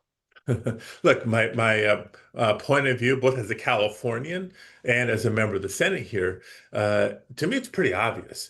Under normal circumstances, a party in power would be proud of their legislative accomplishments, and they'd run on their record in the midterms to try to stay in power. But that's not what's happening here. They know how not just unpopular, but damaging their record has been. Right? This destruction of confidence in the judiciary, the federal government as we know it, their cuts to healthcare, their cuts to nutrition assistance programs, their tax breaks for billionaires, on and on and on. The only hope they have to hold on to power next year is to rig the election before it even starts. So before I even get to redistricting, whether it's legislation they've introduced or the executive orders to make it harder for eligible Americans to register to vote, to stay registered to vote, or to actually cast your ballot, that's just part of it. The Department of Justice, and I'm a member of the judiciary, I've seen it up close and personal, they're politicizing the Department of Justice now, just like they did in the first Trump term, trying to obtain all the personal information of voters in select states to try to tee up the purging of voter rolls. And on top of that, this redistricting push. I mean, I don't know about you, but when I first saw the news report of Trump calling Governor Abbott in Texas saying, five more Republican seats, it sounded a lot like when Donald Trump called the Secretary of State in Georgia in 2020, when he said, find me 11,000 more votes. They'll do anything to cling to power. That's what this is. And so as I try to sum it up to folks when I'm walking around, if you care about reining in this administration that has overreached, violated due process and the Constitution with their mass deportation agenda, if you care about the rising cost of groceries and housing and healthcare and energy and so much more, and you want to do something about it, you got to support Prop 50. If you care about the rule of law and defending the principles of our Constitution, you have to support Prop 50. It's the biggest check. It's the strongest guardrails against this out of control administration. Yeah, I mean, you mentioned redistricting, and obviously this is what Prop 50 is about. But Republicans will say, "Oh, this is the Democrats cheating, et cetera," right? This is not at all what the Democrats wanted. This was triggered by what they did in Texas. The Democrats have been the ones advocating for fair maps. Can you talk to that? And what would you say to a Republican who says, "Oh no, this is the Democrats cheating," or people in the state of California who think, "I can't vote yes on this because this isn't fair"? Yeah, so be absolutely crystal clear on this. The only reason we are moving on Proposition 50 is in response to the abuse of power in Texas. Again, at the behest of Donald Trump. And by the way, whether California would have responded to this or not, Republicans were going to stop in Texas. They saw 5 potential seats to pick up in Texas, but as we've seen in recent days and weeks, they're also looking to redistrict and are redistricting in Missouri and in Indiana and in Ohio. They're going to stop nowhere in their desperate efforts to cling to power. What California did is start at the very beginning. They're going into Texas to try to rig the system. As much as we support independent redistricting and all that stuff, the stakes are simply too high. The threat of this administration and its impact, the devastating impact on working families is too high. We can't sit idly by and just watch it happen. We have to respond.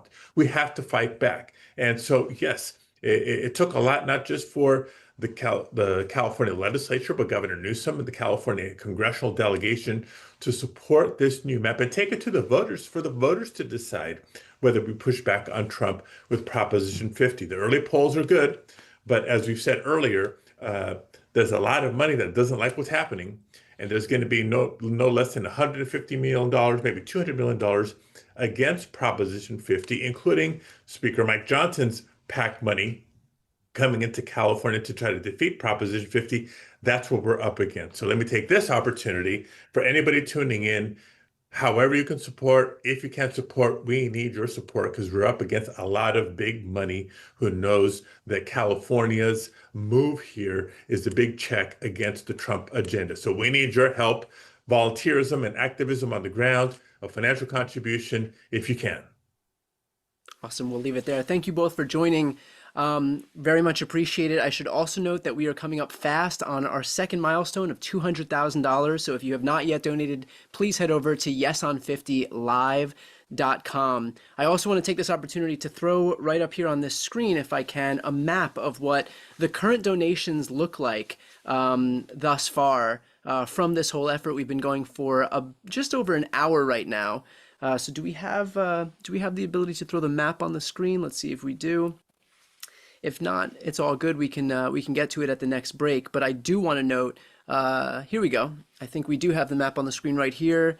Let's see if we can see it. Yep, looks good. So that is a map of the donations thus far. I want to note that we have donations from all 50 states across the entire country. We have people that have opted to help our effort here in California across the entire country, and that's especially important because it goes to show the stakes, not just for the state that I'm in right now, the state of California, where we do have an effort to push back on this blatant power grab by Republicans, but it goes to show that the rest of the country is waking up to what's happening. And they all recognize the extent to which California is so necessary to neutralize what the Republicans are doing in Texas and Missouri and Indiana and Ohio and Florida. So this is how we fight back.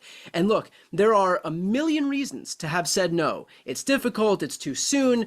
Again, the list goes on and on, but the reality is that we had people here in California between Gavin Newsom and the California Congressional delegation and the state legislature who recognized the urgency of this moment, decided to fight fire with fire and actually move this effort forward. But that's only half the battle. It's going to take all of us to actually pitch in and make sure that this thing passes on November 4th. And the way that we get to all of those people across this state who aren't paying attention right now is to make sure that we can raise some money, grassroots funds, and get in front of them on TV, on their computers, in their mailboxes, whatever it may be. So even if you can only donate a few bucks, every little bit helps. Yeson50live.com. Okay, very excited right now to be introducing our two next speakers. We have Harry Sison, who is one of the most recognizable faces of the next generation of progressive content creators.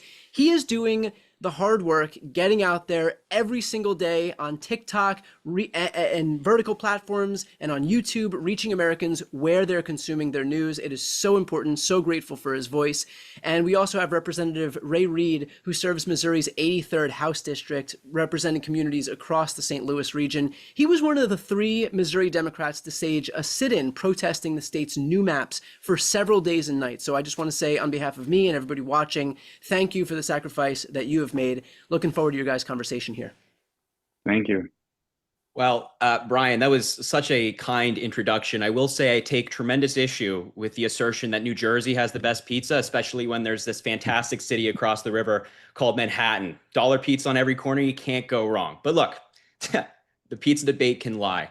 We are here for a very important reason, which is Donald Trump has a tendency to cheat. when he is backed into a corner and a position he put himself in, he will do whatever it takes to cheat. As Senator Alex Padilla correctly said, in 2020, when he lost the election pretty soundly, he called up the Republicans in Georgia and said, find me 11,000 votes. Fast forward to 2025, Donald Trump is calling up Republican states across the country saying, find me a couple of seats. Texas, find me some seats. Help me out. Trump knows his agenda is wildly unpopular. His big, ugly bill is wildly unpopular. He knows it cannot stand on the merits, and so he's trying to cheat the game.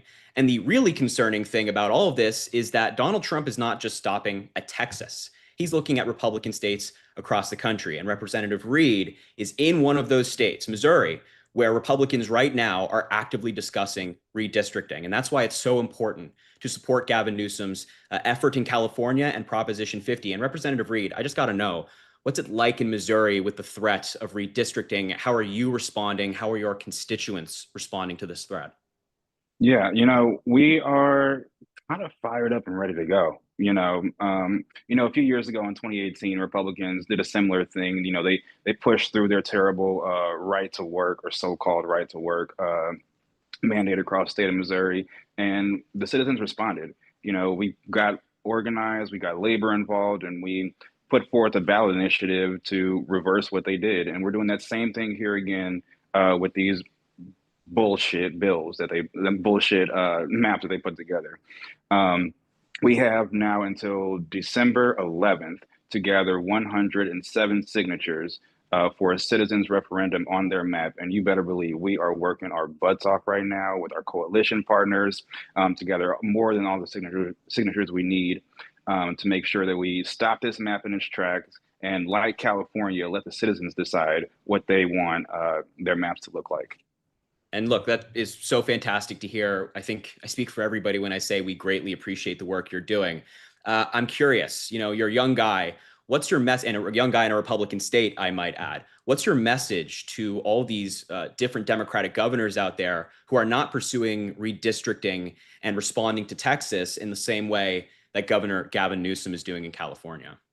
Yeah, the time to fight back is right now. We are so grateful for leaders like Governor Gavin Newsom in California, along with the entire California legislature, Speaker Rivas and their entire team there. We're stepping up to the plate when the time's needed.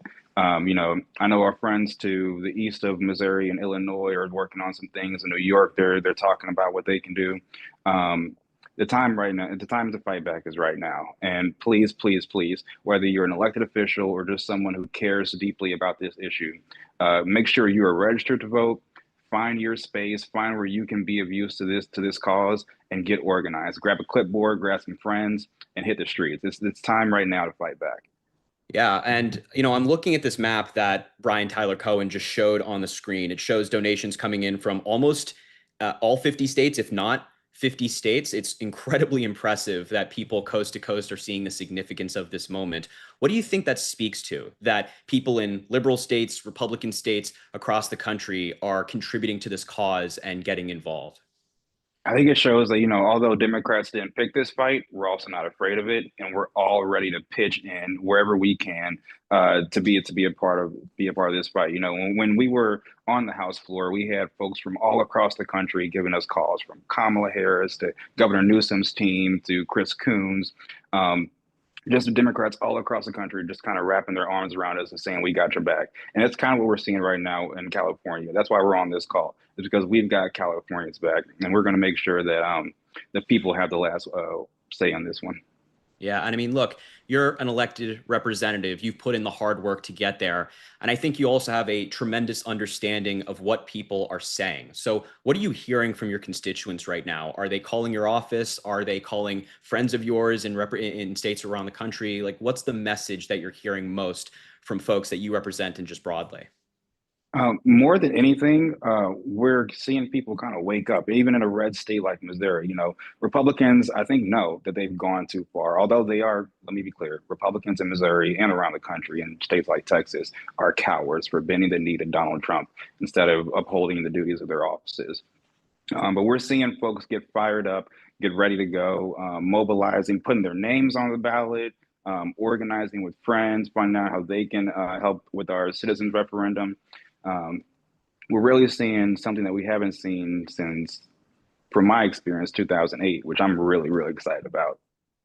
Yeah, I mean, I completely agree. I'm in a different position than you are. I make content online every day, and my comment sections, my DMs, everything for the past couple of months since Texas and Donald Trump started their cheating effort has been filled with, what can we do? How can we get involved? How can we get our representatives to listen to us? And I think you're exactly right that there's this national awakening happening right now. And I'm also really happy to report that I'm even hearing this from Republicans. People in my personal life and online are saying, hey, this ain't right. What Donald Trump is trying to do with mid-decade redistricting is unprecedented and a blatant power grab. And that is exactly why this is so important. And I do want to plug the website. You've heard it many times tonight. It's yeson50live.com. The amazing thing about this website is you can contribute to this effort to help Gavin Newsom fight back, but you can also register to vote. This effort, this Prop 50 does not pass unless people get out there to vote and make their voices heard. So please go to that website. Please donate, register to vote,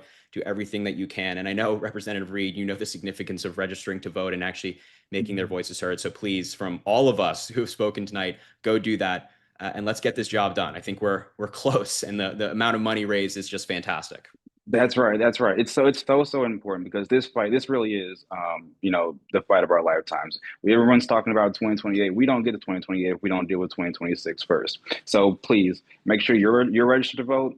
Talk to 10 friends, make sure they're registered to vote, because I promise, when you can increase the voter turnout by 20 to 50 votes, precinct by precinct by precinct, that makes all the difference in the election. So please make sure you're registered to vote. And when you go donate, give $1 more, give $2 more, whatever you can, because I promise that makes all the difference too. Yeah, that's exactly right. Turnout is everything. Turnout is everything. Thank you guys both. Representative Reid, Harry, thank you both so much for helping us here tonight. I should note that we have passed, let's see, we're coming up on $250,000 in about an hour of doing this. So thank you all to the folks who have donated. If you've not yet donated, please help this effort. Even a few bucks goes a long way. Okay, very excited to introduce our next duo here. We have David Pacman, who's one of the OGs on YouTube. He was one of the very first people who I watched when I started tuning into politics. He paved the way for people like me to come onto YouTube and start making social media content. And my goal has been to do exactly what I've seen David do, which is to pay it forward and make way for the next generation to do the same. So very excited to have you here, David. And I think we have Congressman Eric Swalwell as well. Is that correct? There he is. So he represents California's 14th Congressional District. He has been one of the most vocal members of Congress that we have, not just for fighting back against Republican overreach, but especially when it comes to really important issues like gun violence, where we've seen a conspicuous lack of leadership. So thank you, Congressman, for taking on these issues, especially these important issues where other folks are failing to step up. Looking forward to watching you guys' conversation. Yeah, my pleasure. And hey, man, I'm so proud of you and what you've built, Brian. We've needed to be in the space that you're in for a long time, and it's making a difference, and it's breaking through. Well, thank you. Thank you so much, Brian. Congressman, great to see you. I'll just say a few things, and then I really want to hear from you. I think a lot of us are here because we just realize instinctively that something is very, very wrong here.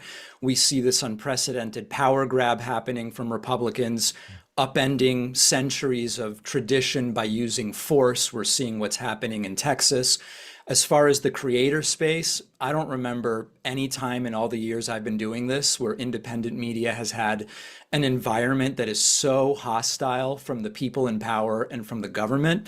They're doing this with regard to what's happening in Texas because they realize, and Trump realizes, if Democrats take the House in 2026, that's it for Trump's agenda. I mean, he instantly is a lamer duck than he already is today. And so if these Republican maps can really control that election, they could end up keeping control of the House, even if colloquially they lose the midterms. And so it's not a coincidence that they've made it clear they're willing to burn down the system if it's what it takes to stay in power. And so I know that's, Congressman, why we on the creator side do this every single day. Right. We know that you and other people are also fighting from inside Washington, D.C. Right. I think the good news is we have here something tangible and tractable, which folks in my audience have been asking for a long time. Is there something we can get involved in? Is there something I can volunteer, donate to today? And I want to hear from you how you see this and how your colleagues see this as an opportunity to not wait certainly until 2028, but also not to wait to have 2026 stolen either. So I'm going to start where I'm going to end. And I see that the great Martin Sheen is going to join us a little bit later. And I think as a storyteller and an artist, he would agree that that's how you should always tell a story. And the Republicans, they see it the same way. So let's work backward a little bit. Republicans know that on November 4, 2026, when we go to the ballot boxes and marshal all of the support across the country and we win the midterms, they know that it's over, that this era of having masked agents pull our friends and neighbors off the streets and send them to faraway places, it's over, that this era of taking away health care from people who need it the most, it's over. This era of doing nothing about rising grocery prices is over. And the tariffs that the president has put so idiotically on allies of ours who produce so many goods that we need, that it's over. So they know that if Democrats are in the majority, all of that chaos stops, all of that cruelty stops, because a couple of things happen. We have the power of the purse, so we decide, how to fund the government. We have the oversight ability to look at everything that they've done. So Elon Musk and Doge and the data theft that took place and the Social Security numbers that were breached, we look at all of that. And so they know that it's over in a sense. And most importantly, we have the subpoena power. And so they will have to immediately shift from, doing and carrying out this cruel agenda of Donald Trump to thinking about 2028. And one last piece of this, David, I want to point out, our best chance at making sure that there are free and fair elections in 2028, in the next presidential election, is to win the midterms in 26, because it gives us the ability, to have that oversight and make sure that they're not doing everything possible to steal the election. Well, this is where people in the audience come in. Of course, check out yesonfiftylive.com. And if it's a few dollars or a little more than a few dollars, everything is helping to get to this incredible goal that we're pushing for right now. You can also find out how to volunteer for this effort at yesonfiftylive.com. And in addition to that, it is National Voter Registration Day. And Congressman, it seems like every election cycle we have this conversation. If we could just get 3% more turnout from 18 to 29-year-olds, it's over. And sometimes there's a little more turnout, sometimes there's a little less turnout. But one of the incredible opportunities in the United States is that because voter turnout is habitually so low in midterm elections and in off-year elections, that movement that can inspire just a few percentage more points of turnout has an outsized opportunity to really win big. And so the voter registration part of this, I think, is huge. It's so important, David, because it also gives us a jump on the midterms, right? And so it's exercising our democratic muscles, so to speak. It's giving agency to people who have never participated before. And it's not a dry run, because there are real stakes for what happens, this upcoming special election. But it essentially, it's a playoff game before the Super Bowl next year. I also just want to, put in perspective what it means to win, aside from, getting the 5 seats and countering what Texas is doing. I think in politics, just like sports, momentum begets momentum. So think about this. We go to the ballot box on November 4 to pass Prop 50 in California, and we win. And Mikey Sherrill wins the governor's race in New Jersey. And Abigail Spanberger wins the governor's race in Virginia. And that's a flip for us, going from red to blue. And the 2 Democratic judges on the Pennsylvania State Supreme Court win. Those are 4 big races across the country. If we sweep those 4 and we can win each of those, that's momentum, baby. That's going into the midterms with wind at our backs. It's confidence that we need, a boost that's so needed after the demoralizing election in 2024. And also on the other side, what this will mean on November 4 is vulnerable Republicans in the House and the Senate will think twice about whether they even want to run for re-election. So it could put even more seats in play. It would demoralize their donor base, it would demoralize their voters, and it would create a sense of inevitability. Not that we can take it for granted, we're still going to have to work for it, but psychologically beating them down and making them question whether they can even hold the midterms, that's what winning on November 4 is all about. Well, the opposition knows what's at stake. They are able to pour nearly unlimited money into trying to defeat Prop 50. They know if they can get away with Texas but stop California, it puts them in a position to take that momentum that you're talking about. So make sure to check out yesonfiftylive.com. You can learn about volunteering. You can donate. You can learn about voter registration. Congressman, great to see you. Great to talk to you. And Brian, thank you so much for organizing. I stand between you guys and Martin Sheen, and I'm not going to get in the way of that because I'm so grateful that he and also his co-star Dule Hill is going to be are going to be on next. So thank you to both of them for engaging in this battle. Awesome. David, Congressman, appreciate you being a part of this. And with no further ado, I know that a lot of folks are very excited. So I'm going to introduce our next guest here. We've got Tim Fullerton. Tim helped start this show, I should note first and foremost. So a big shout out to Tim. He also had a practice session, we can say, in launching White Dudes for Harris, helped that gain prominence, and he served many roles in the Obama administration. And importantly, he started the Find Out podcast, which I'm a huge fan of, and we need more folks in independent media, so I'm grateful that Tim and his co-hosts have jumped into this space. And now we've got members of the West Wing cast, Dule Hill and Martin Sheen.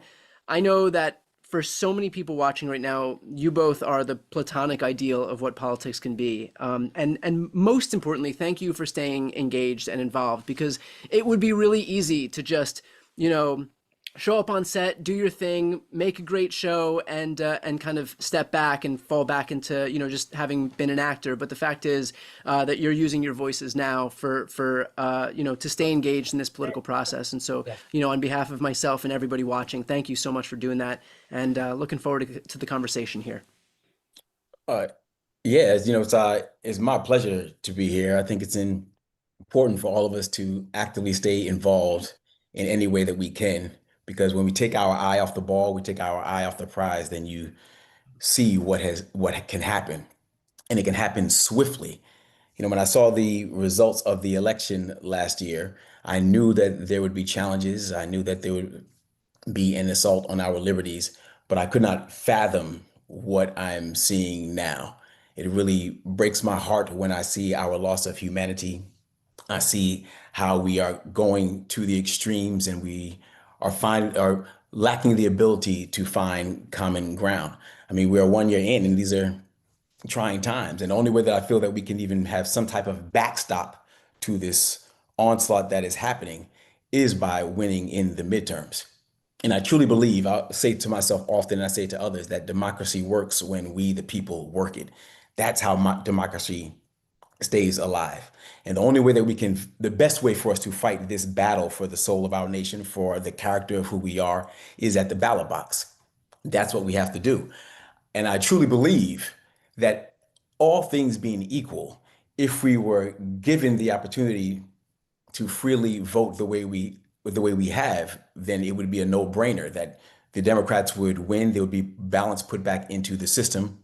And that would be that. But I do believe that also that these extremist politicians are very aware that they cannot win the battle on their merits. They cannot win re-election on their merits. So the same people who a few years ago were crying about a stolen election and supported people who really, acted in a way that was not supportive of our democracy are now actually trying to steal an election.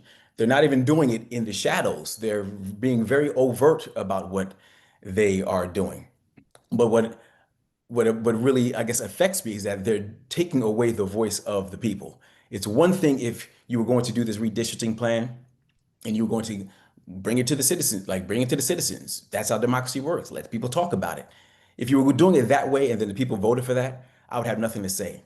But the fact that they're doing it in the dark rooms of the legislatures across the country, at least in Texas now, and attempting to do it in other places, that is where I think is a line too far. And I appreciate what the governor of California is doing, what the legislature here is doing by giving us the power to have our voice be heard, by giving us a way to be able to stand up for ourselves, and by giving us a pathway to be able to keep our democracy alive. And that's the main reason why I'm here, is to play my part. I always say, if I can get 1 billion people to move 1 billion stones, then we can move a mountain. And I think in this situation, if we can get people to get involved, to get engaged, to support Yes on 50 here in California, and to use their voice across the nation, I believe the Democrats will get back the House. And at that point, we can put some type of balance back into the system, because we've seen what happens when there's imbalance. And right now, it is all out of whack, and there's too much extremism happening in our politics right now. So that's why I'm here, and I'm always down to support in any way I can. Well, thank you, Dule. And it's all of that was really well said. And I think it's a really important thing that you mentioned, which is, Texas did this behind closed doors. The Trump administration called Governor Abbott's team and said, I need you to find 5 seats. He actually said it. I need you to find 5 seats for me. And then they did this unilaterally. And I think that that's why it's great that we're doing it, and the way Governor Newsom's doing it is the way to do it, with a people-powered movement. And so I want to turn. So I think everybody on this call probably would prefer our new next guest to actually be the president of the United States at this moment. We have Martin Sheen, who has, I think, played a president twice and has been a chief of staff once, and actually has been, I believe, arrested more times than Donald Trump, but for very good reasons, standing up for what's right. So, Martin Sheen, thank you. It is an honor to speak to you. I would love to hear from you about why voting yes on Prop 50 is so important. Well, thanks. Can you hear me? Yes, we can. All right, good. Yeah, Renee left the room. My engineer here is my daughter, who runs this machine. Frankly, I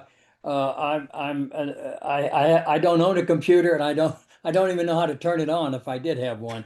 So I'm counting on my family here, as Dule well knows. Good to see you again, Dule. Thank you Always. for including me in this effort. I've been involved in supporting liberal politics, democratic politics, specifically with the possible exception of John Lindsay when he ran for mayor in 1965 in New York. I supported him, but also that same year I supported Bobby Kennedy in his race for the U.S. Senate.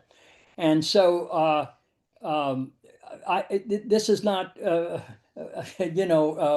unusual for me to be involved in not just in democratic politics, but in peace and social justice issues, because I can't really separate them. What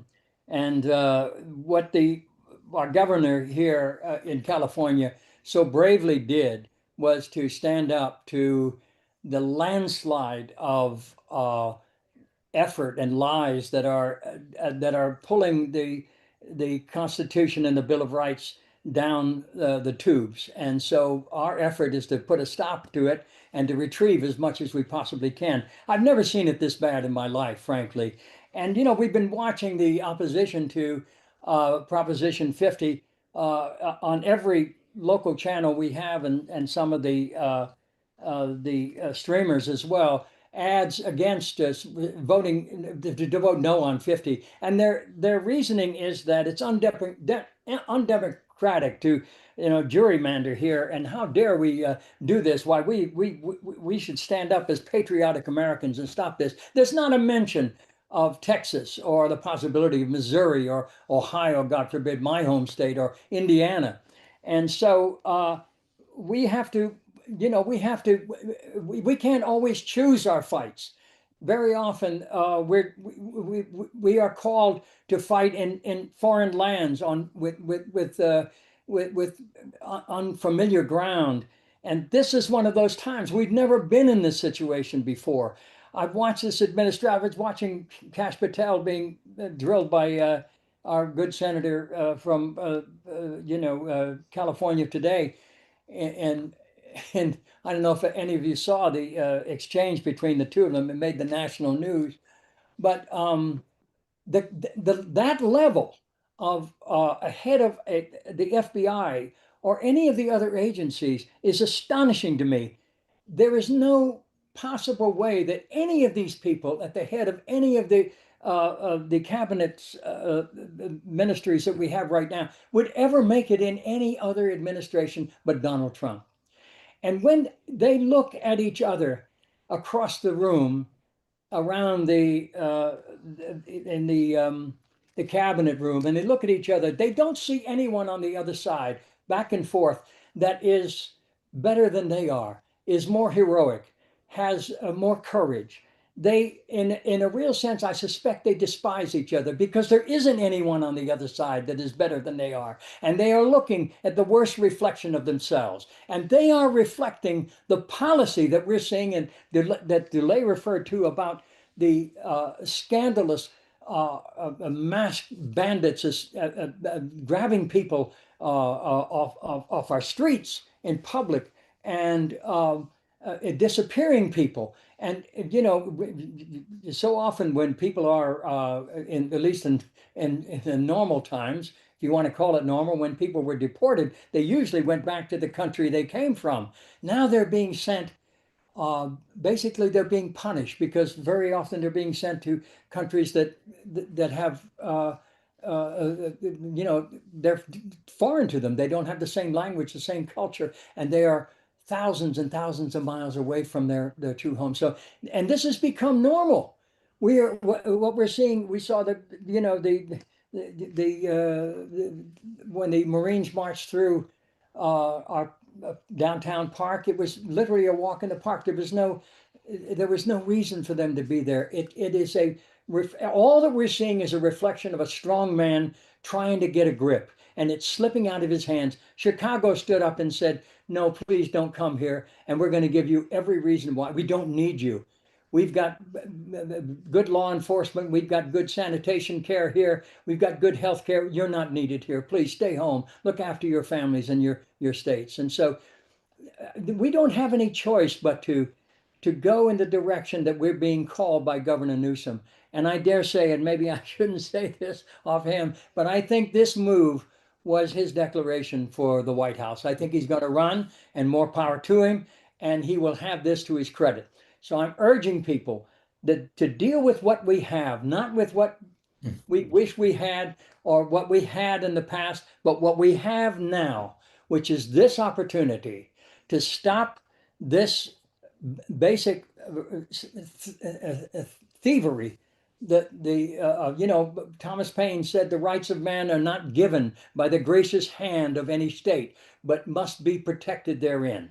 And this is where we have to rise and embrace our Constitution and bring us all together with what really is at stake. We're facing an out of control, chaotic madman who wakes up every day and thinks of a different level of chaos, and his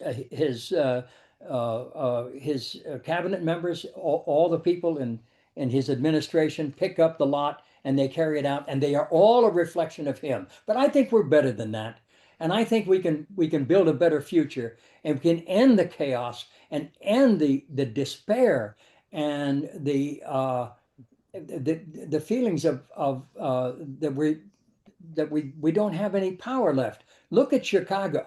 Just this week, the madman turned around and said, well, I guess I'm not welcome there. Let's find, oh, Memphis. Oh, yes, of course, Memphis. I can do well there. Well, let's see what happens. But what Governor Newsom has done here in California has struck a chord. It has lit a candle in this darkness. And I pray and hope that people see what's possible and that we can turn this thing around. And this is one very important issue for the whole country to look at and to follow. Yes, on 50. Please, God, yes.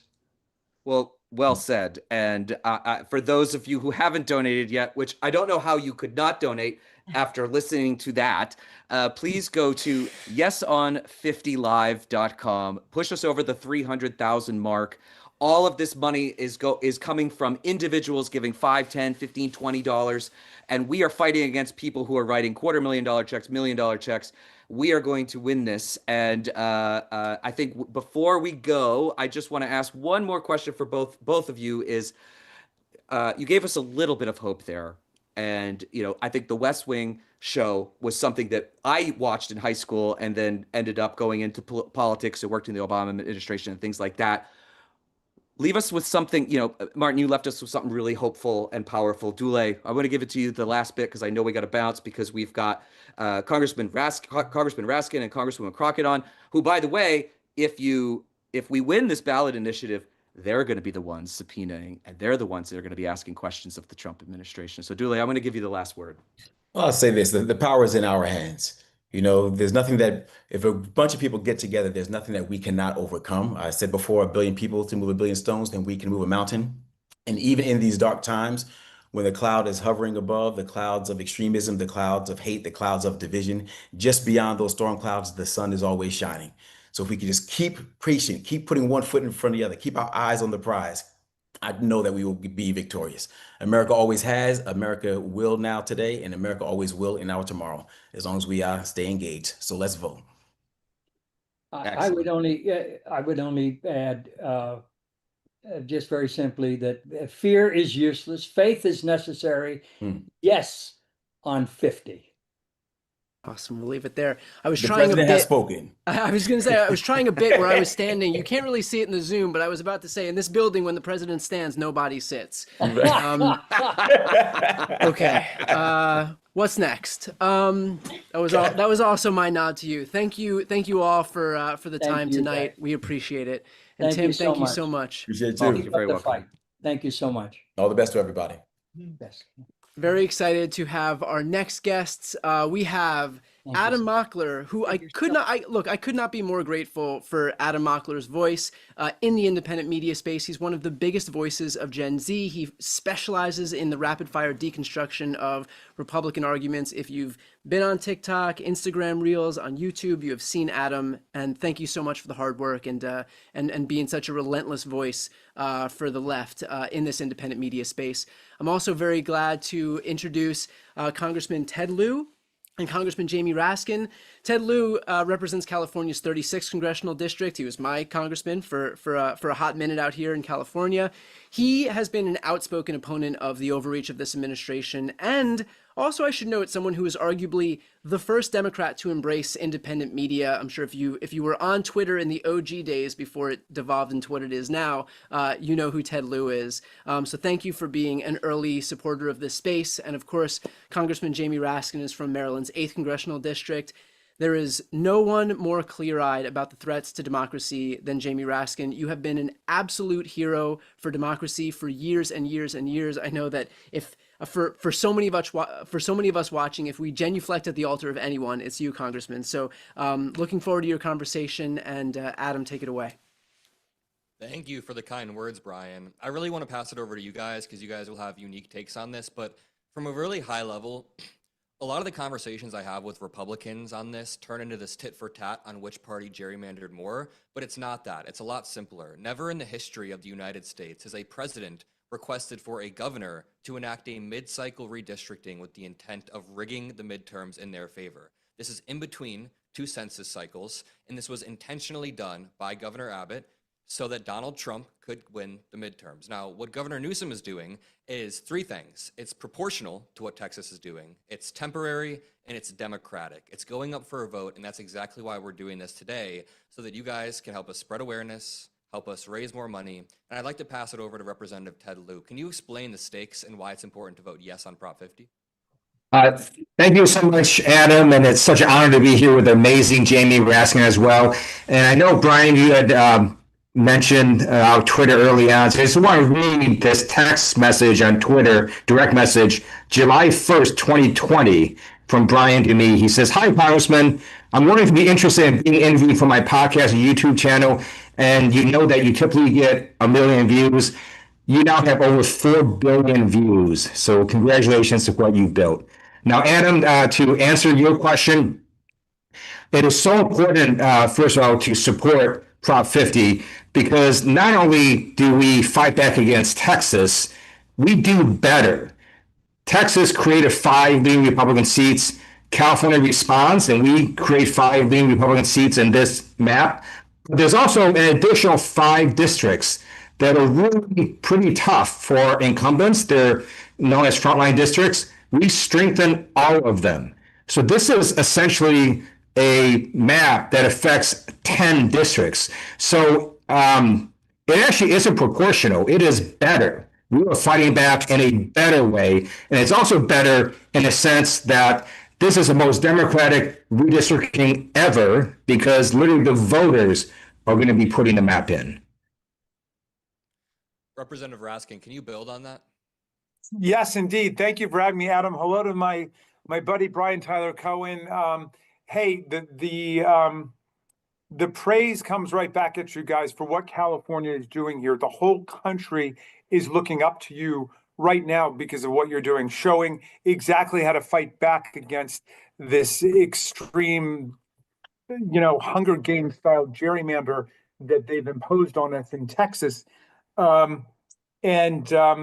Ted gives us some reason to be hopeful that we're not only fighting back, we're fighting back in a more nimble and agile way. But let me just say 2 points. One, Adam, relates to what you began with. Some people are saying, well, two wrongs don't make a right. And I just don't know whether we should just gerrymander just because they did it. We should rise above it. Okay, now look, I want everybody to be 1,000% clear about this. We have been trying to abolish partisan gerrymandering in Congress for more than a decade. Look at the For the People Act. The very first plank is to delete partisan gerrymandering all across the country and to impose nonpartisan redistricting commissions in every state. And you know who opposed it? Every Republican. And you know who voted for it? Every Democrat. We've been trying to get America out of this nightmare where the politicians choose the voters before the voters choose the politician for many, many years. But the Republicans thrive on the most anti-democratic mechanisms, whether we're talking about voter suppression tactics, gerrymandering, right-wing judicial activism, manipulation of the Electoral College, insurrections and coups, you name it. Okay, so we tried to get out of it. They said no. Then, as you said, Adam, they took us from this every 10-year brutal rugby game, which is partisan redistricting and gerrymandering, again, which is more to their advantage than ours because they control today, it's either 27 or 28 state legislatures in their entirety, and we have, I think, 13 or 14. So they can get a lot more out of it, which is why they're wed to it, but we were conditioned to doing it, okay, every 10 years. Now they're saying we're going to do it every 2 years. We're going to do it in the middle of the decade, just so, as Donald Trump says, we can squeeze 5 more seats out of Texas. Those are our colleagues he's talking about, right? That's like Greg Casar, the head of the Progressive Caucus. That's, Lloyd Doggett, who's a great progressive from Texas who served for several decades, Vicente Gonzalez, Henry Cuellar, Al Green. They're targeting specific people. And you know what? They've already, since Texas, done it in Missouri and Kansas. They went, the other day, they called a special session to eliminate one of our colleagues, the great Congressman Cleaver from Kansas City. And then they're calling one up in Kansas. To go after Sharice Davids. So they are absolutely dead set on doing this. Now, some people think, well, the moral thing, the principled thing is to just let them do it, and we'll stick to the fair redistricting we've got in California or whatever. Nonsense. There's nothing moral, ethical, or principled about laying down and letting authoritarians roll all over us so they can gerrymander our elections and control our government in perpetuity. On the contrary, every principle of political morality demands that we do whatever we can to fight within the existing rules that they have set up in order to win. And we're going to win next year. We're going to do it. And I just want to say one more thing about California, because our oldest daughter is now living out in California, and I'd like to come out and visit my friends out there. And I woke up one morning, I realized I just woke up in a state that has I think it's 41 million or 42 million people. Okay. And I looked it up. There are 20 states, the 20 smallest states have less population than California. So you wake up in California, you've got 2 U.S. senators, 2 fine U.S. senators, but people waking up in all of those other states, Nebraska, Rhode Island, Iowa, South Dakota, Kansas, all those states together have 40 US senators with less population than California. They have 38 more senators than you. So there's already a major structural imbalance that's built into the fabric of the Constitution. But I want to salute the people of California who have found a way to have profound importance and significance in the congressional elections in 2026, just by fighting back against all of the tyrants and authoritarians who think that they can steal elections from us. I yield back to you, Adam. Some great points, Representative Raskin. Amazing points. If you want to help us fight back, go to yeson50live.com. And one of the most crucial points you made there is that when Democrats were in power, we tried two times to ban gerrymandering nationwide. Republicans blocked it. Then when they got into power, they decided to enact the most aggressive, the most radical redistricting we've ever seen, where they splice up Target with such surgical precision that it wins Donald Trump the midterms. They want to rig it, hypothetically, but if you go to yesonlive50.com, yeson50live.com, you can donate. Representative Lieu, can I ask you one final question here? One of the reasons why I think people are really getting behind this movement is not only using the mechanisms we have to fight back against Trump's authoritarianism, but also just being assertive as Democrats and fighting back after it feels like the past decade, Trump has over and over gotten one over on us. What do you think about Democrats being more aggressive, going out there and really fighting back? We actually should, and Prop 50 gives us that chance to do so. This is not something that's next year or 3 years from now. This is literally in less than 2 months, and you can affect what's going to happen in the Trump administration in less than 2 months simply by donating to yesn50live.com. You can also do phone banking. You can go walk door to door, but you can take action right now to fight back against authoritarianism that we're seeing with the Trump administration. And I, do want to end on some words of hope. I watched the last panel ending on some words of hope. So when I served active duty in the U.S. Air Force, I was at Maxwell Air Force Base in Montgomery, Alabama. There's a beautiful Rosa Parks museum there. And I encourage all of you to visit if you ever go to Montgomery.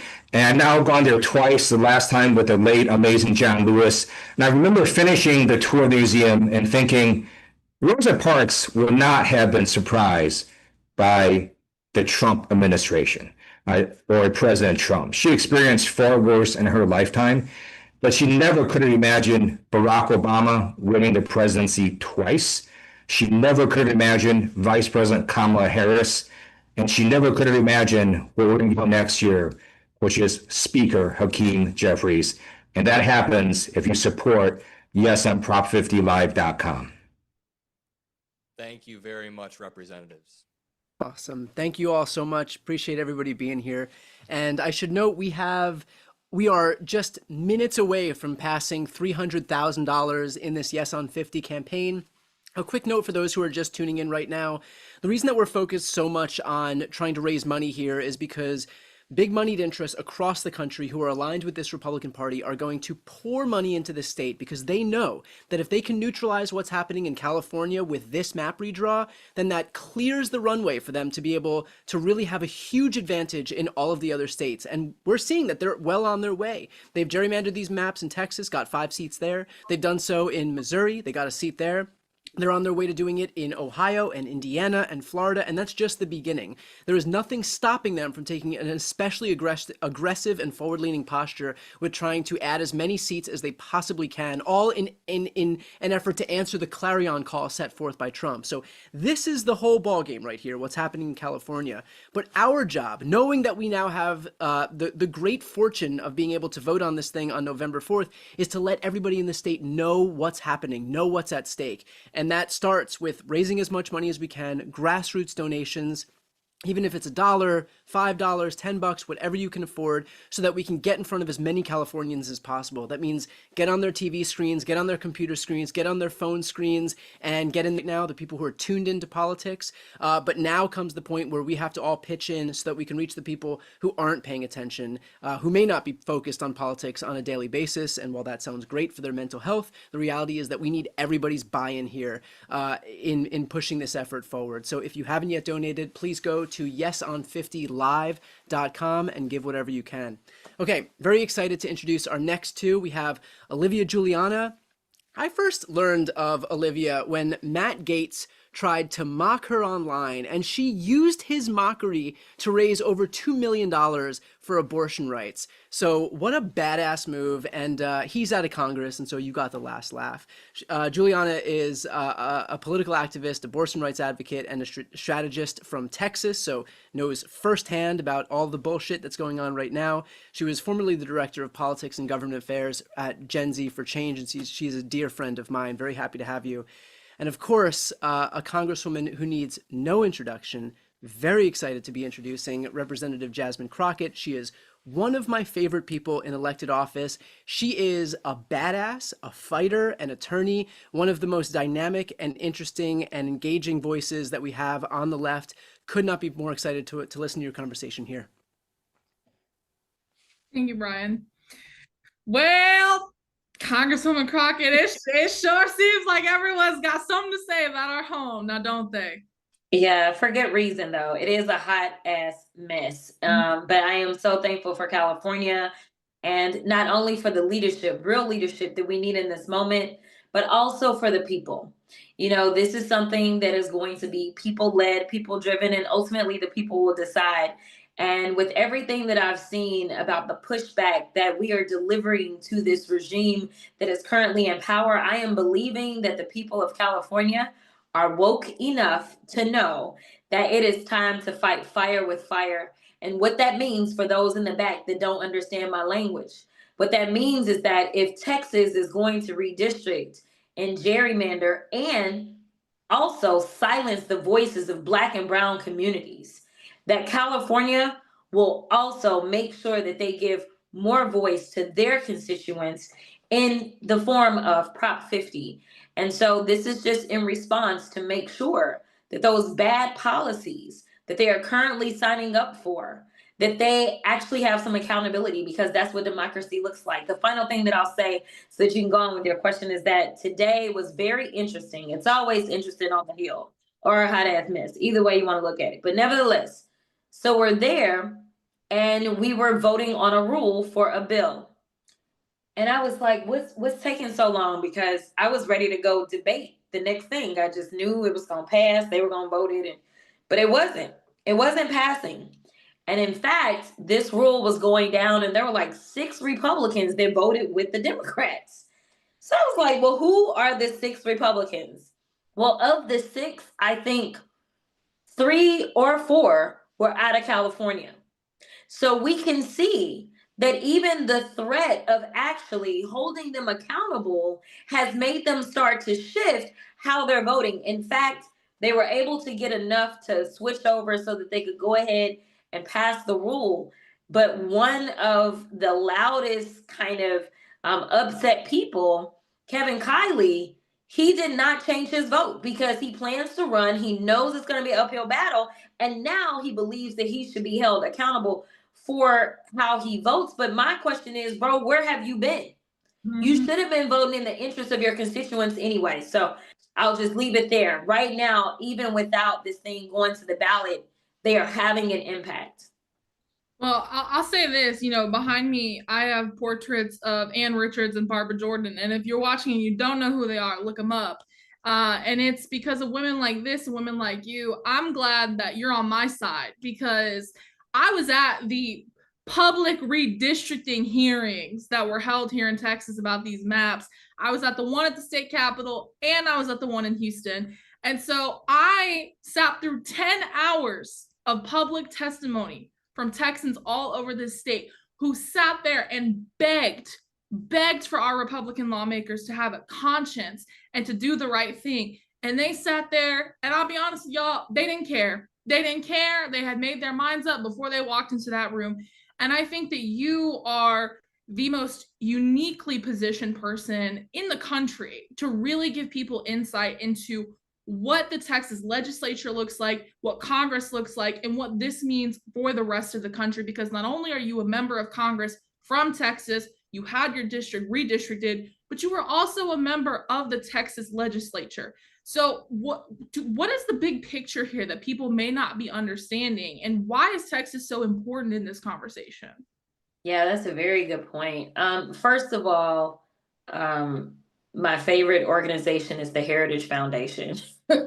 And usually I feel like Texas becomes the crash dummy for every single bad type of legislation that they want to try out throughout the South. And so this is no different, right? As it's already been laid out by my colleagues, that they started in Texas, but they were definitely never planning to end in Texas. And if anybody believes that there's something that California did that made them say, well, now we've got to do more, no. This was always their plan. The plan was to start in Texas, but then it was to move on to Missouri. It was to move on to Indiana. They even were trying to go after Clyburn in South Carolina. They're planning to go after Florida. They are trying to do this any and everywhere that they think they can get away with it. And so they wanted to test it out in Texas. That's number one. Number two, we literally have people that are elected to office that are supposed to represent the interests of the people that put them into office. And as we both sat through hearings, because I attended more than one hearing myself, you know, it was interesting to have Representative Vasut, who was leading those field hearings and leading the redistricting, my classmate to the Texas House, pretend that he had no recollection of anything that took place in 2021.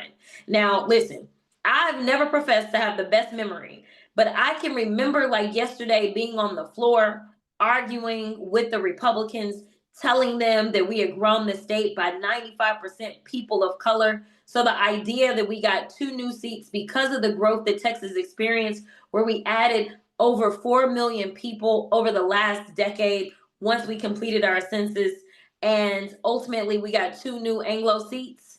That's that Republican math. That is that Republican math, right? These were Anglo majority seats that they ended up creating. And they're just like, yeah, okay, it worked out. We added 180,000 Anglos in a decade. Each congressional seat is 766,000 people. So you tell me, in fact, that is a microcosm of what they are doing right now. You tell me how 180,000 people end up with 2 seats where they are the majority and the seats are 766,000 people. That is what they are doing. They are not only doing Donald Trump's bidding, but it's at the expense of so many communities that have already been disenfranchised. Texas has over 4 million African Americans, more African Americans than any other state. We had 5 African Americans that had been elected to Congress. When Colin Allred ended up running for the Senate, he was replaced by a non-African American, which is perfectly fine. We then ended up down to 4 African Americans, okay? Now what they're saying is we're gonna cut that into 2. You'll only have an opportunity to elect Al Green or whoever wins the 18th. And really what they're trying to do is set it up to where it's most likely me or Mark Vesey in the Dallas area. So you explain to me how on God's green earth, in a state in which Anglos were not growing at all, and we know that if we look at which group has the vast majority, not the vast majority, but has the plurality of representation, it's actually Latinos in the state of Texas. Latinos have the largest demographic in the entire state. Do they have the largest demographic of opportunities to elect people to Congress? Absolutely not. In fact, we are a majority minority state. We are 60-40. Yet somehow, after these maps were done, we're looking at having less minorities being able to choose their representation. So I want to say that this is bigger than my state, your state. This is about us as the United States and what it is that we are fighting for. There is only one side that is willing to stand up to this regime. There is only one side that is willing to conduct investigations. There is only one side that is willing to hold their incompetency and their feet to the fire. There's only one side. And so while people haven't started to feel the effects of being kicked off their health care, they're about to. While people may not have fully felt the effects of the increases in their utility bills, they're about to. while people already know that these tariffs are already hitting pretty hard, to the extent that they are shutting down our small businesses, and our farm bankruptcies are up 55 or 58%. Don't remember which one. Already, our farmers are filing for bankruptcy. Yo, like, we are in a crisis, and it is because the Republicans don't have a backbone. So it's time to make sure that we show them that the Democrats are ready to fight. So that means that California, we need you in this moment. We need your dollars. We need your time. And we absolutely need your vote. Yeah, and I'll close this out with this. In a perfect world, we don't have to do mid-decade redistricting. In a perfect world, partisan gerrymandering is banned. But also in a perfect world, women aren't losing their ability to have children because they're going into sepsis. And children in Texas are having books banned in their schools. These are the things that would happen in a perfect world, but we don't live in a perfect world. We live in reality. And so if you're not sure if you're voting on this for you in California and how this benefits you, well, it benefits a lot of people, and it benefits people like me, young people who live in Texas, where this is our reality every single day. And so you have a chance and an opportunity to not just set yourself up and your future for success, but for young people like me in this state of over 30 million people who just want the chance to build our own American dream. Perfectly. I love that. Thank you both. I appreciate you being on. Olivia, Representative Crockett, thank you both for being here. And just one more reminder, this is something that I've done over the last few years, is kind of beg and plead for Democrats to be able to fight. And we have an opportunity here where we actually do have Democrats who are fighting back in California. And other governors and other states are watching what happens right now. And if we want other states, other governors to be able to step up in this existential fight, not just for the Democratic Party, but for democracy, then the reality is that we need to make sure that this works. We need to make sure that there is an incentive structure for other people to say, hey, if we put our necks on the line too, we know that our base is going to show up. We know that donors are going to show up. We know that the grassroots are going to show up. And so this is our opportunity right here to literally put our money where our mouth is, show some support for the spine that we're seeing from these California Democrats. So if you haven't yet donated to this effort, please go to yeson50live.com. Give a few bucks. Every little bit helps. We are fast on our way to $400,000 in just a couple of hours here. This is, we're definitely hoping to get as close as we can to $1 million tonight. So every bit helps. Thank you so much. Okay, very excited to introduce our next two guests. We have a dear friend of mine, Jack Cocchiarella, who is a progressive political commentator, and I know he's laughing because I'm having a lot of trouble saying his last name. It's the first time I actually ever said his last name out loud. But in my defense, you guys look at Cocchiarella and try to do that. You nailed any it. Help. It just means you love me. That's it. I do. He is everywhere online. I am so grateful for his voice in this independent media space. He is one of the people who gets it beyond everybody else. So Jack, thank you so much for the work that you're doing on a daily basis, helping make our independent media ecosystem stronger and stronger every single day. And now we have our first Gen Z member of Congress, Congressman Maxwell Frost. Congressman, my only hope is that the next generation of Democrats, which I hope we see start to happen in a big way in 2026, that they look a lot like you. So thank you for being fearless. Thank you for being outspoken.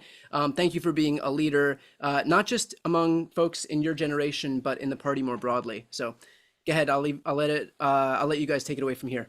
Absolutely. Thank you, Brian. You're an inspiration to us all. And maybe we're breaking a little bit of news here. I think I said this in our last interview, but I am with my member of Congress. So that makes me very excited. We know the facts of this case. We know the facts of what's happening right now with this administration. We are seeing a rise in a crisis of affordability. That's a fact. There's more law breaking under this administration than ever before. We know it's a fact that Donald Trump, Greg Abbott, they want to disenfranchise Black and brown voters around the country. But I want to talk about feelings real quick. Congressman, how would you feel to make this guy right here very, very, very sad? How would that make you feel? Because I think that's important. Yeah, I think it is really important. People know it make me feel amazing. And this is actually part of the reason we need to win the majority, because I promise you that one of the first people to receive a subpoena will be Stephen Miller. Hell yeah. This guy is one of the most evil people, not just in government, but in this country. And we need to hold him accountable as well. And his suits, they don't fit at all. He looks terrible. I think it's because like the fabric is repelled by him. Like there's just got to be something about Stephen Miller. I also just looking at him. We don't need to like trash him personally, but I think we can. I bet he just doesn't smell great either. But of course, Republicans aren't just focused on Texas. This fight has spread, or I guess it's not a fight. We're taking on the fight. What they're doing is a little bit different. But we certainly know that it wants to spread across the country. Ron DeSantis, certainly someone not new to falling in line with Donald Trump and getting embarrassed because of it. How are we going to make sure that this is a tone-setting moment in California, telling the rest of Republicans across the country, hey, if you, I don't want to say it, but you fuck around, you find out? Well, yeah, and for people who don't know, of course, they're moving forward with Texas. They're trying to figure out other places they can do this as well. They're moving forward with this in Florida as well. And we have pulled it across the entire state. Democrats, Republicans, independents come out when they're asked, are you in favor of the state of Florida redistricting to help Donald Trump get a majority? They say no, every single time. And so part of what we're looking to do in our state is make sure that people understand what they're trying to do. And you brought up DeSantis. A lot of people don't know this. DeSantis and Trump hate each other. Donald Trump hates Ron DeSantis. And what Ron DeSantis is trying to do is he's about to not be the governor of Florida anymore next year. He's going to have 2 years where he's not an elected official, but he really wants to run for president. And he knows he can't win that Republican primary without Donald Trump's help. So he has turned into Donald Trump's lapdog that Donald Trump actually hates. And he wants to do everything he can to be in the news, to get a news cycle, to lick the boot of Donald Trump, to try to earn some of that support so he's not completely irrelevant. And that's why we've seen all these things from redistricting, even the Everglades detention facility, the internment camp, Alligator Alcatraz, all this stuff he's doing because the dude wants to run for president. He has no juice. Nobody likes him, even in his own party. He does not have the sauce. Have you heard his voice? Have you seen his boots? And so this is what's going on in the state of Florida. I want to make sure people know. Jasmine brought it up. I always tell this to people, Project 2025, all the stuff everyone's seeing now, that's Florida 2020. Okay. This stuff that they're trying across this country, they've been doing in the South for a long time. They passed the big, beautiful bill for billionaires, the largest transfer of wealth from the working class to billionaires, the rich getting richer, the poor getting poorer, working class getting poor as well. They know they can't win the election because people are pissed off about it. In fact, Donald Trump sent his top people to Capitol Hill to tell the Republican Party, hey, you got to stop calling it the Big Beautiful Bill Act because it's so unpopular. We got to rebrand it. Bro, you named it the Big Beautiful Bill Act. You have the word beautiful in there. The facts of the matter are so bad that people don't like it, even your own party, and now they're trying to figure out how to change it. It's so unpopular. They know they're going to lose, and so they want to cheat. They want to cheat because they don't want to lose, and that's what's going on right now. Yeah, they're terrified, and they're also terrified because they know that we do have a bit of hope, and of course the momentum is mounting. I want to talk about not just what we'll do when we do, in fact, win the House back, but the successes that you've already had. You brought up what Stephen Miller and all the rest of those goons like to call Alligator Alcatraz. Of course, you made a big move there that I want you to talk about, and maybe we keep it open or reopen it for Stephen Miller, I don't know, in a couple of years. But can you talk about how we're still winning right now and what that means for when we actually do have the House back? Well, something that I always told organizers when I was on the front lines of Black Lives Matter, and that I think about a lot now as a member of Congress that doesn't have all the seats we want, is when you don't have all the power you want, you use all the power you got.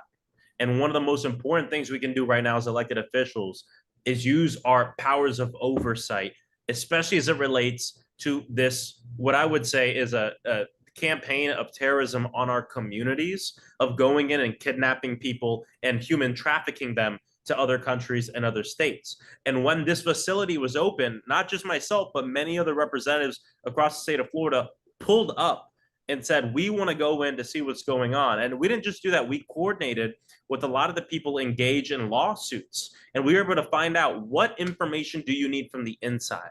What can we get? We went in there and we got it. I went a second time and spoke with people who were being detained there and got even more information. Many of us did declarations. Some of us served as witnesses in the federal case. And many of you saw that we got that place shut down. A judge came out about a week ago and reverse that. It's going to be back and forth in court. But as of right now, that facility is not operating because of the work of the organizations that filed the lawsuit, but because elected officials said, you know what? We have privilege, we have positions of power. How can we use that to support organizers? How can we use it to support this lawsuit to shut the place down? DeSantis is opening up another one in North Florida, and guess what?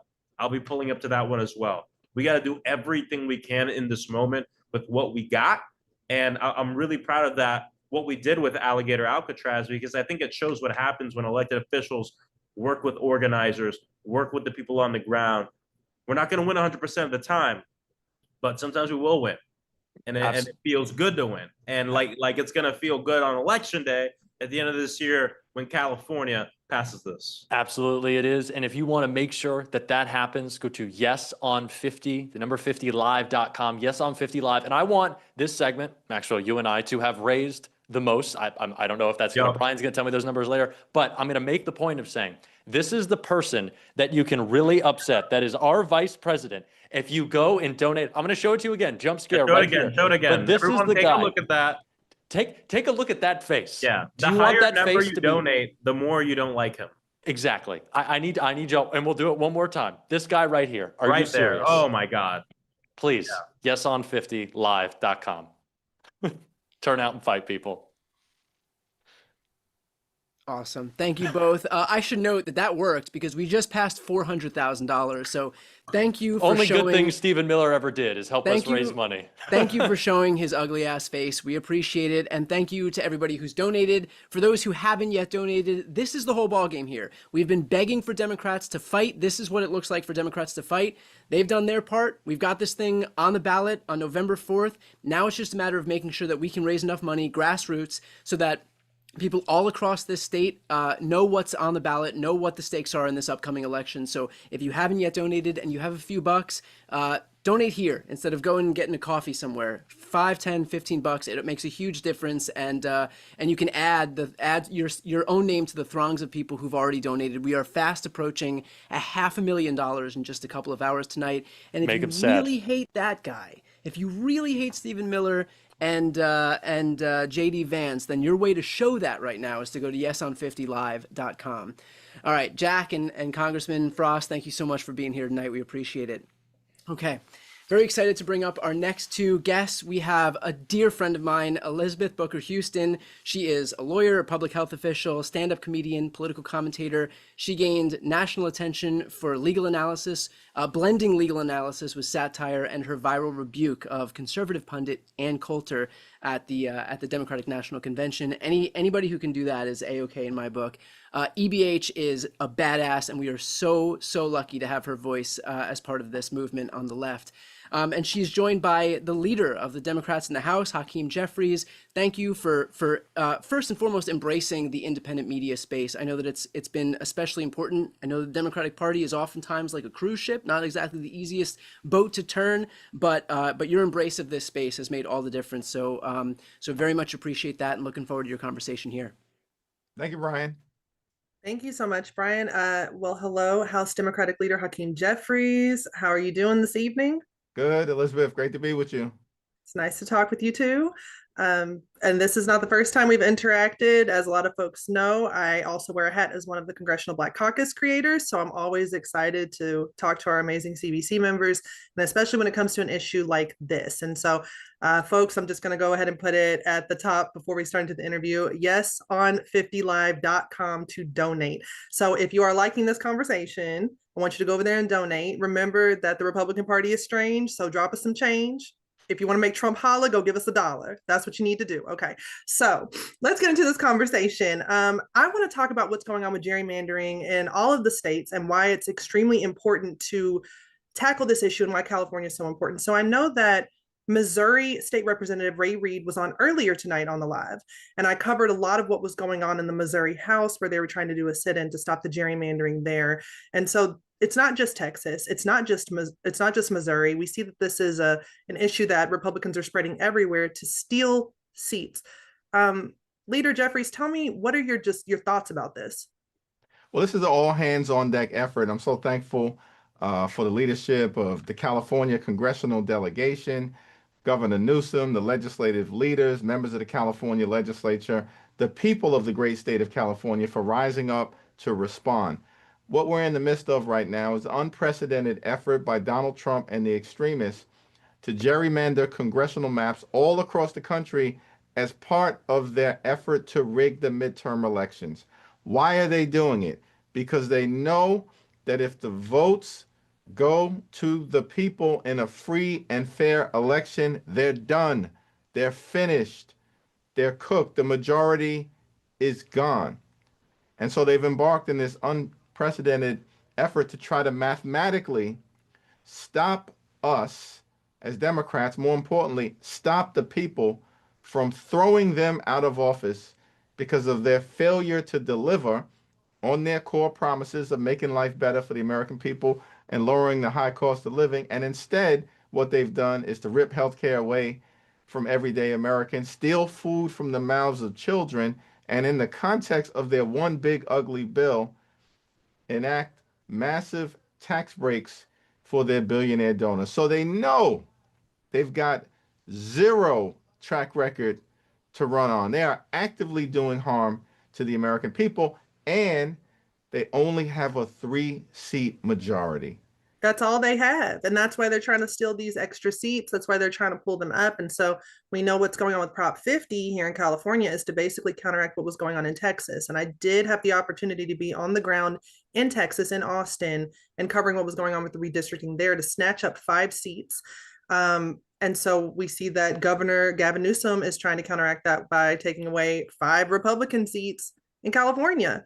And I don't consider that cheating. I consider that trying to even the scales, because the Republicans started by cheating. They started by trying to steal. And so now we see that the Democratic Party is trying to bring that balance back and properly represent the people. Because as you said, Leader Jeffries, things haven't gotten cheaper. They said that life was going to get cheaper.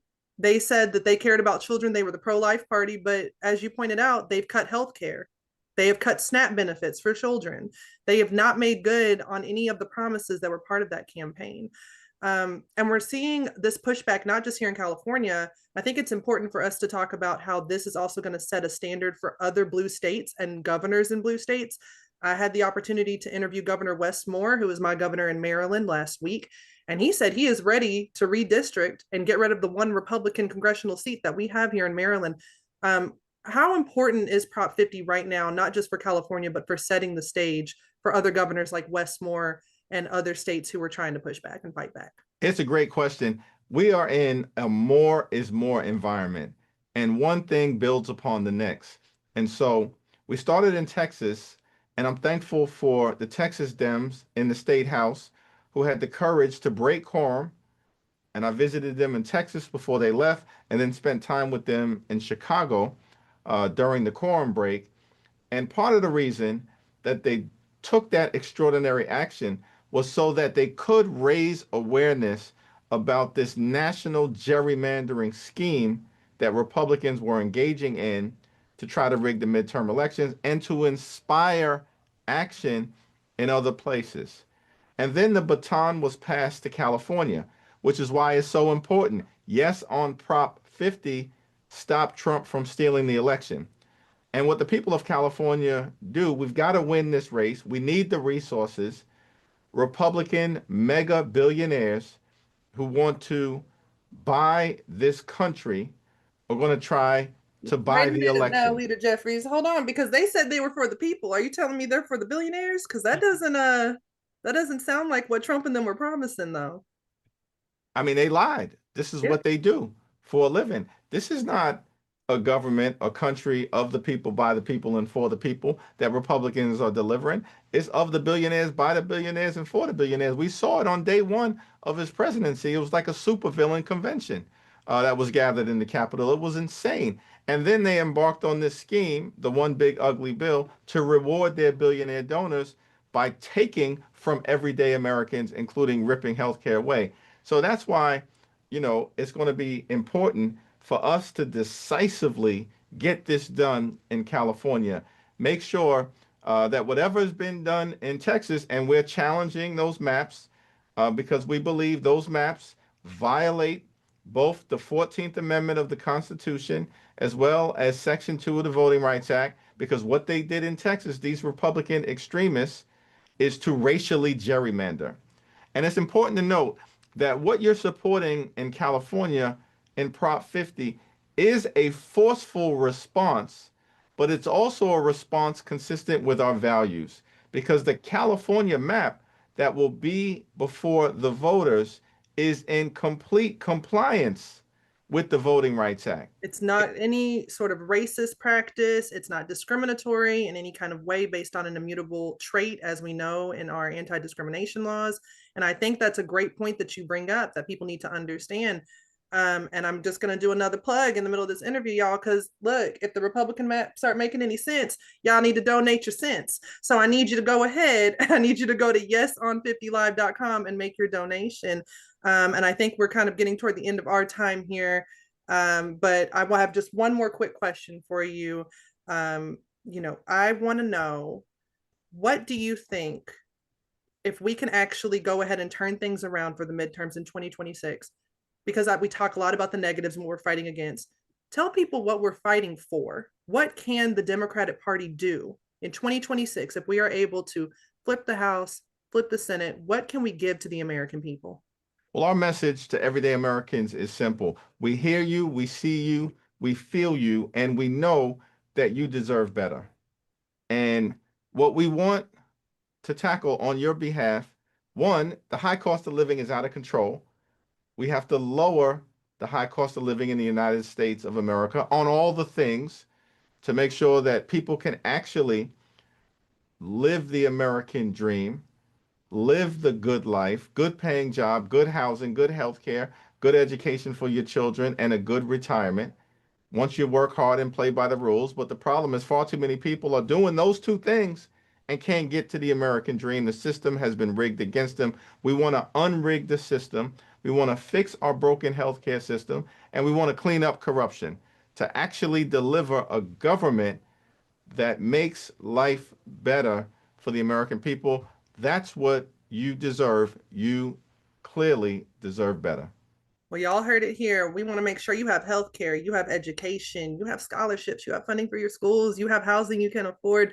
And I just want to thank you so much to House Democratic Leader Hakeem Jeffries for taking the time to lay it out for the people.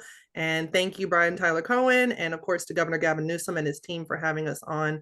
Just a reminder again, go to yeson50live.com to donate. Awesome. Thanks, Elizabeth, and thanks, Leader Jeffries. We appreciate it. Now comes the point in the evening where I shamelessly trot out my dog. And if you're not going to donate for democracy, then at least do it for this 14-year-old dog right here. If ever there was a reason to open up your wallets and just make a little, surrender a little contribution, it's for this guy right here.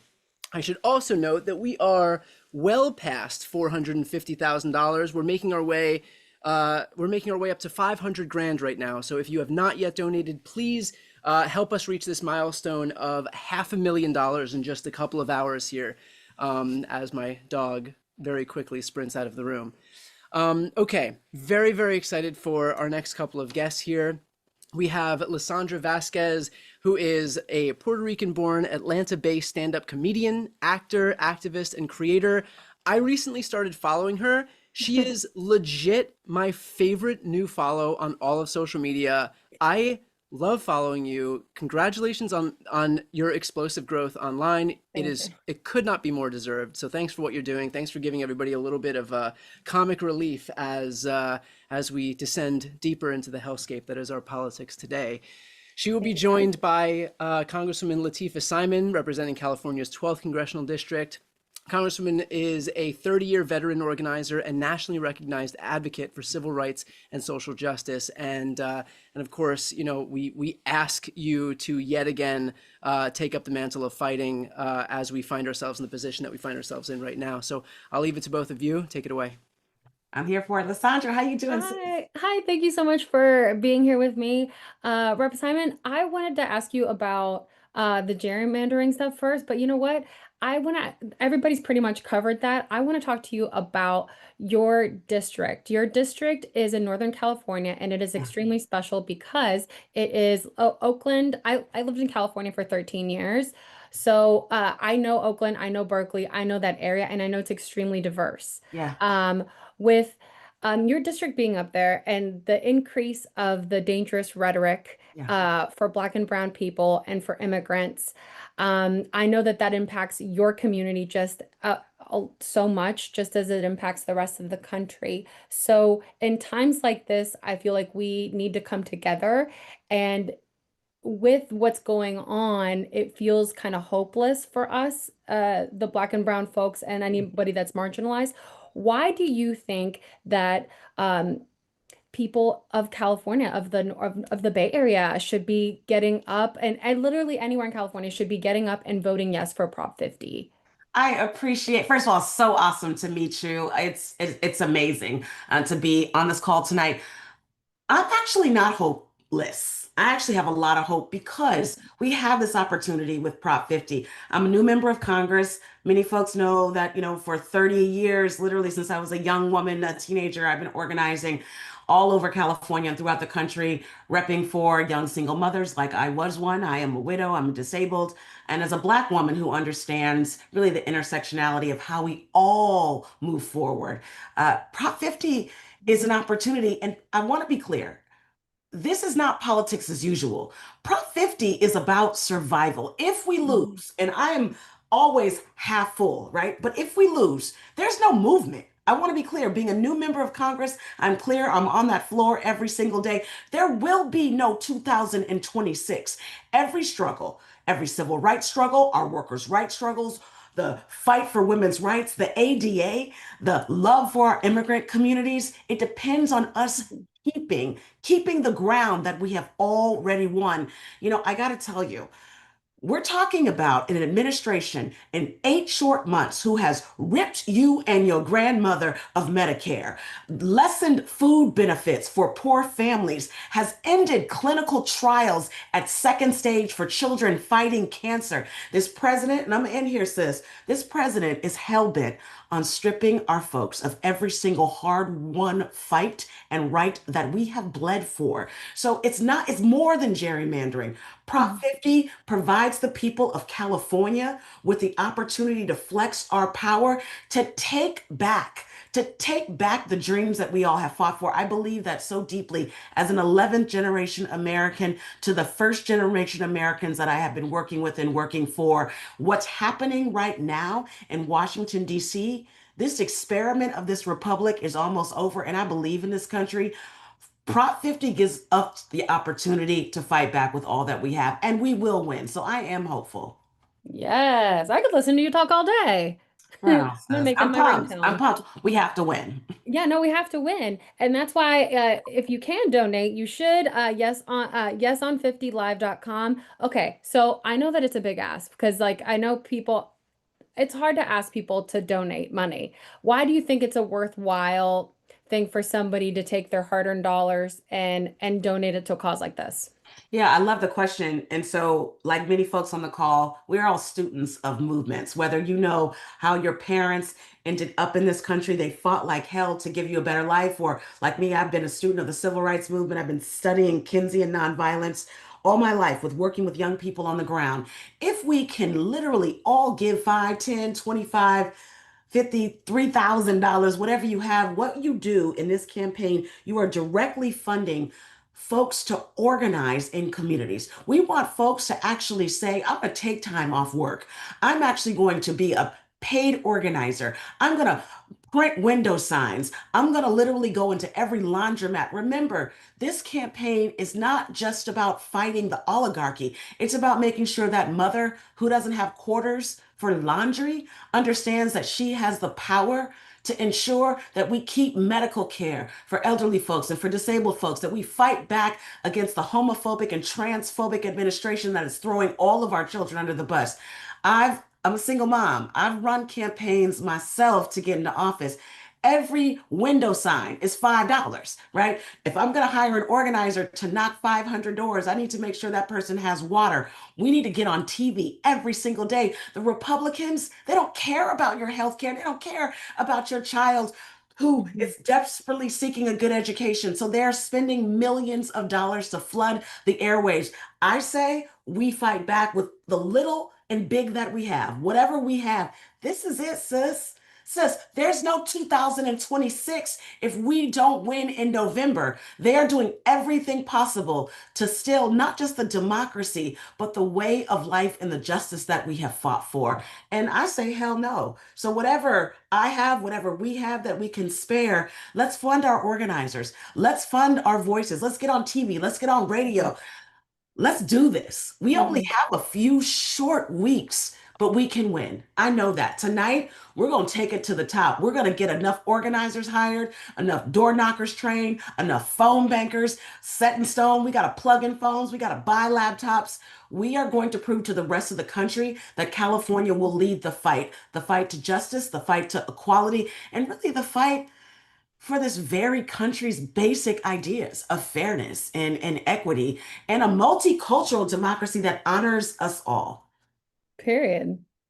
Right? Yes. I think Amazing. so. Well, okay. So I'm amazing to all of that. I am a comedian, and so I like to focus on putting a little bit of joy in our daily lives. And I feel like Let's what makes go. us special is that we are able to laugh in the face of darkness, and we do see light even though things might look so dark. Yes. So Yes. what do you have any final words as we're going to be wrapping up here soon, like on what because I feel like this is going to help the black and brown people specifically if we can come together and we can like focus on the fact that there is hope and that we can that we are more alike than we are different. So what is something that you would say to those people specifically to get them out and get them to come together? First of all, you said it. Organizing is joy. When our folks come together and we bring music and we bring literally the stories of our people and we're marching and we're knocking on doors and we're asking folks to literally lend their power, it's the most critical resistance that we can do in this moment. We feel really hopeless, many of us, because we see ICE on our streets. We see folks being, taken and kidnapped, and due process is thrown out the window. One of the things that is very real right now is the joy is our power. We have it. If you have the right to vote in California, we can flip this whole script. Even if you're not in California, if you have $5 or $10 or $15 to spare in this moment, you will fuel a movement that will be undeniable. I would not tell you that if it was not true. So many times in politics, folks are given false promises. But one of the things that I know, again, being from California, my parents are from the South, I have an Afro-Latina daughter, our lives are on the line. And so let's smile, let's sing, let's march. We can weep later. But right now we got to organize. All right. Thank you so much, sister. Nice to meet you. Thank you. And everybody, yes, on 50 Live. That's where you find it. Awesome. And I should also note that we have surged past the 500,000 mark. So thank you to everybody who's donating. Please, as we head toward the end of this broadcast, please continue to donate. I should also note that one of the comments that I came across, David Daniels, I'm reading the comments. I know what people are saying, and I was told, and I quote, that there would be a $50 donation if I showed the dog again, and I am not above shamelessly whoring out this sweet, sweet child who wants nothing more than for us to surge past $600,000 in donations tonight for yeson50live.com. So you got to bring them out on the campaign trail. That's right. What's the name? That's right. Don't do it for me. We need to to protect here at just 14 years old. So, okay. Thank you both so much for your time tonight. Appreciate it. Very excited to ask our next guest to come in. We've got A.B. Burns Tucker, who is a graduate of Southwestern Law School, works as a social media influencer under the name I Am Legally Hype. If you are not yet following her, you want to follow her. Trust me, she's gained over 500,000 followers across every platform by breaking down complicated political and legal issues. She's also a political correspondent with The Shade Room. So again, if you're not yet following, do yourself a favor and follow. And thank you for the work you're doing breaking this stuff down. I know it is a Herculean feat task that you've taken on. And she's joined by two amazing fighters for democracy. We have Representative Kamlager-Dove and also Representative Aguilar. Very excited to introduce you both from California's 37th and 33rd. Thank you so much for being here, for supporting independent media. Looking forward to the conversation. Yay, I'm so excited. I'm excited to be joined by you both. Okay, Representative Kamlager-Dove and Representative Aguilar. We got California in the house. Okay, baby, because y'all already know when Republicans go low, baby, in California, we get ready to squabble up. Okay, and we got two representatives here that are ready to fight for you. And fight we gonna do, because I mean, I know y'all seen my homegirl Liz earlier. I don't know if y'all seen her, but it's upsetting me and my homegirl, okay? Because if you can't go to California to fight gerrymandering, where can you go? Where can you go? So let's get into it. I'm excited. So my first question is this. Kamlager-Dove, I'll let you go first. Republicans are out here and they just trying to take power. Okay, they redrawing congressional maps mid-decade so they can stay in control. So first tell us, why the hell are they doing this? Then talk about what exactly is Prop 50. And then we're going to go into why Prop 50 is the perfect clapback for all this that's going on.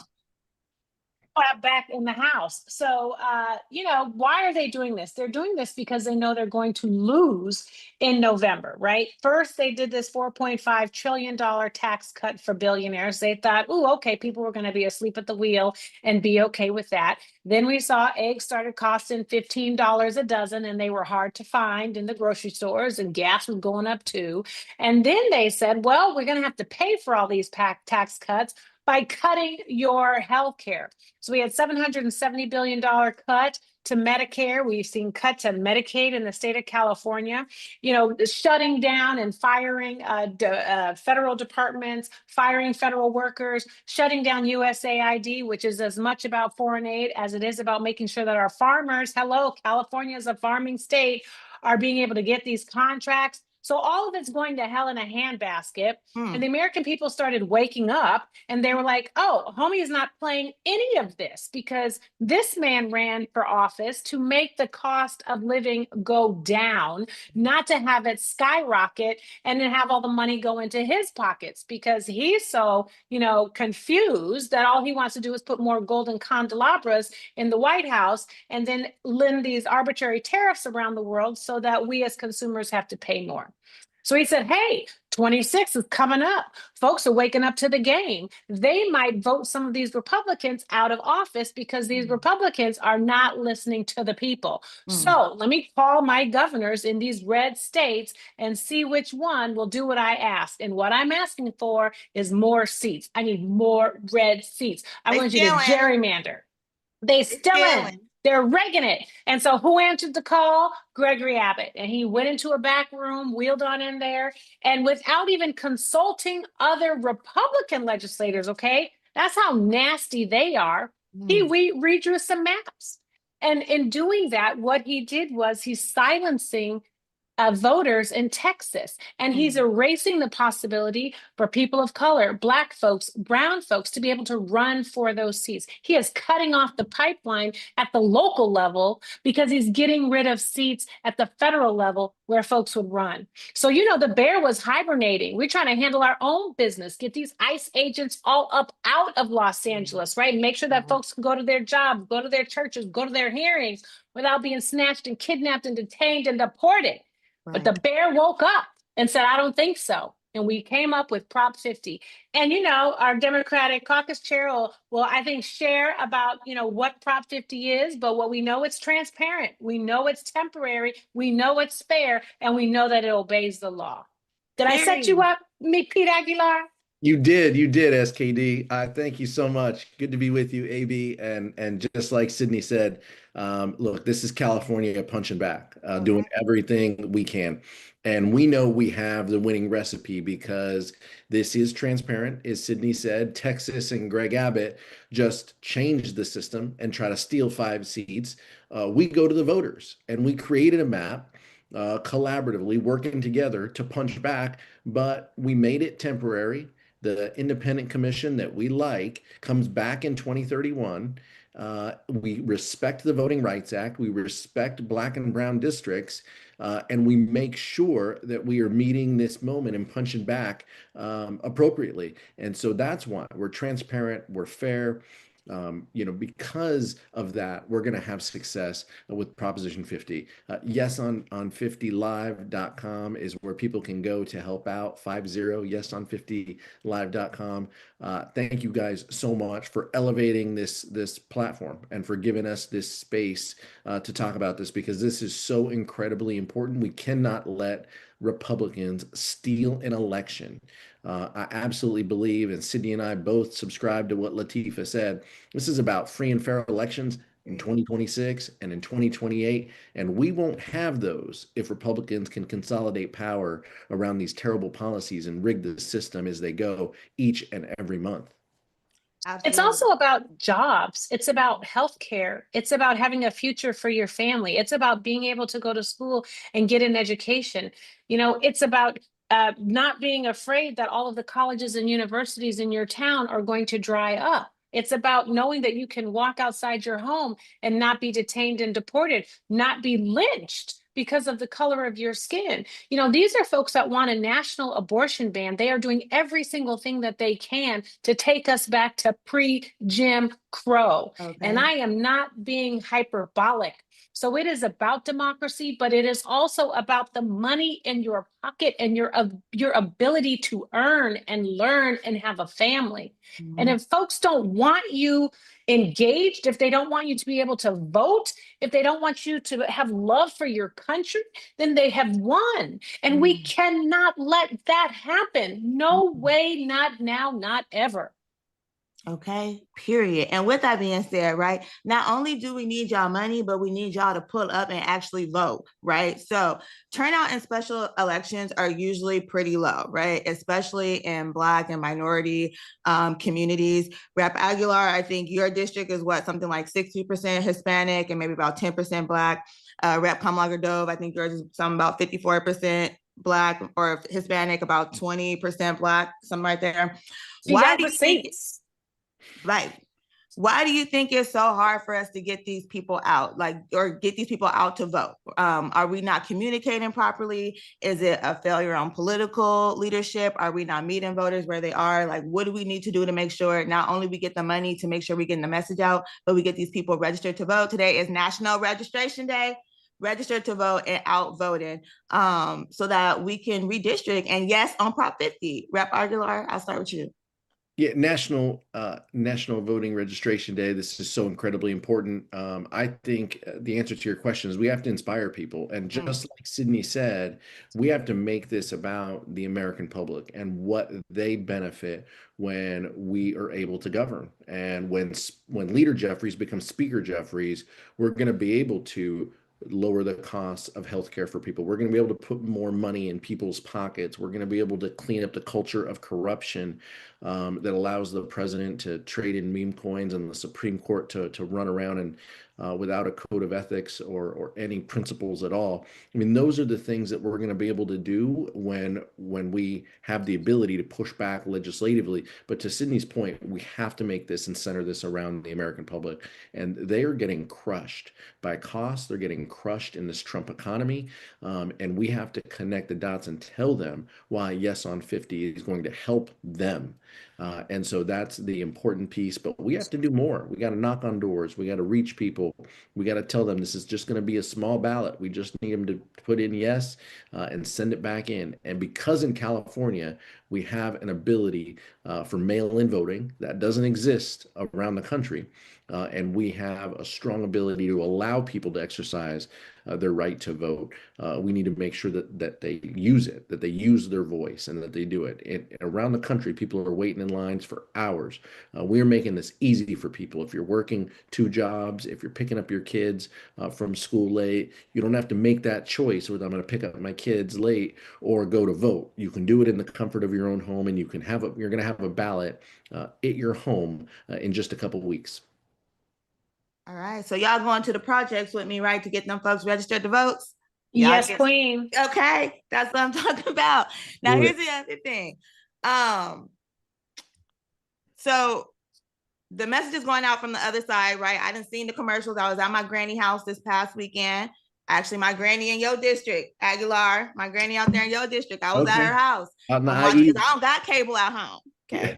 My granny and them got cable, so they seeing the messages, right? And some Republicans are out here claiming that Prop 50 actually hurts democracy and strips the power from voters.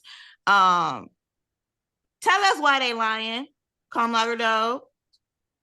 Well, I hate to say it, but right now they're lying just because they're Republicans and they're scared to tell the truth under Donald Trump. It just is what it is. And so we have to bring courage back up in here into this fight, and Democrats have the courage because like I said, we weren't trying to do this, but we have to do this. We have to do it for Texas, we have to do it for Missouri, we have to do it for Indiana, we have to do it for Florida, we have to do it for Ohio, we have to do it for California.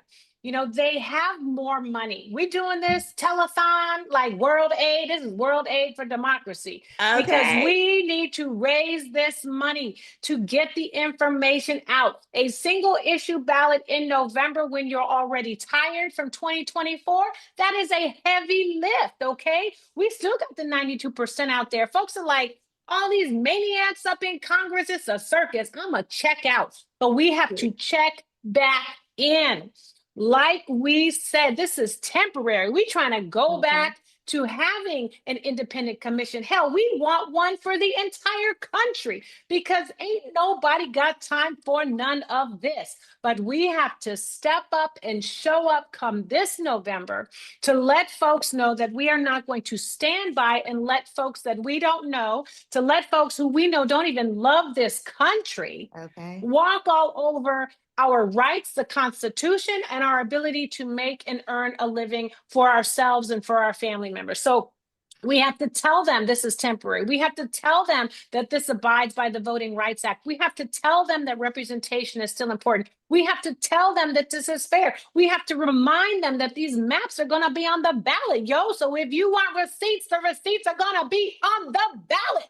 We are not trying to hide. We are trying to save. And we need everyone to check in. It is like when you watch a game and your folks are playing and they're on the field and, you know, it gets kind of quiet because your folks are way, way behind and you want to check out.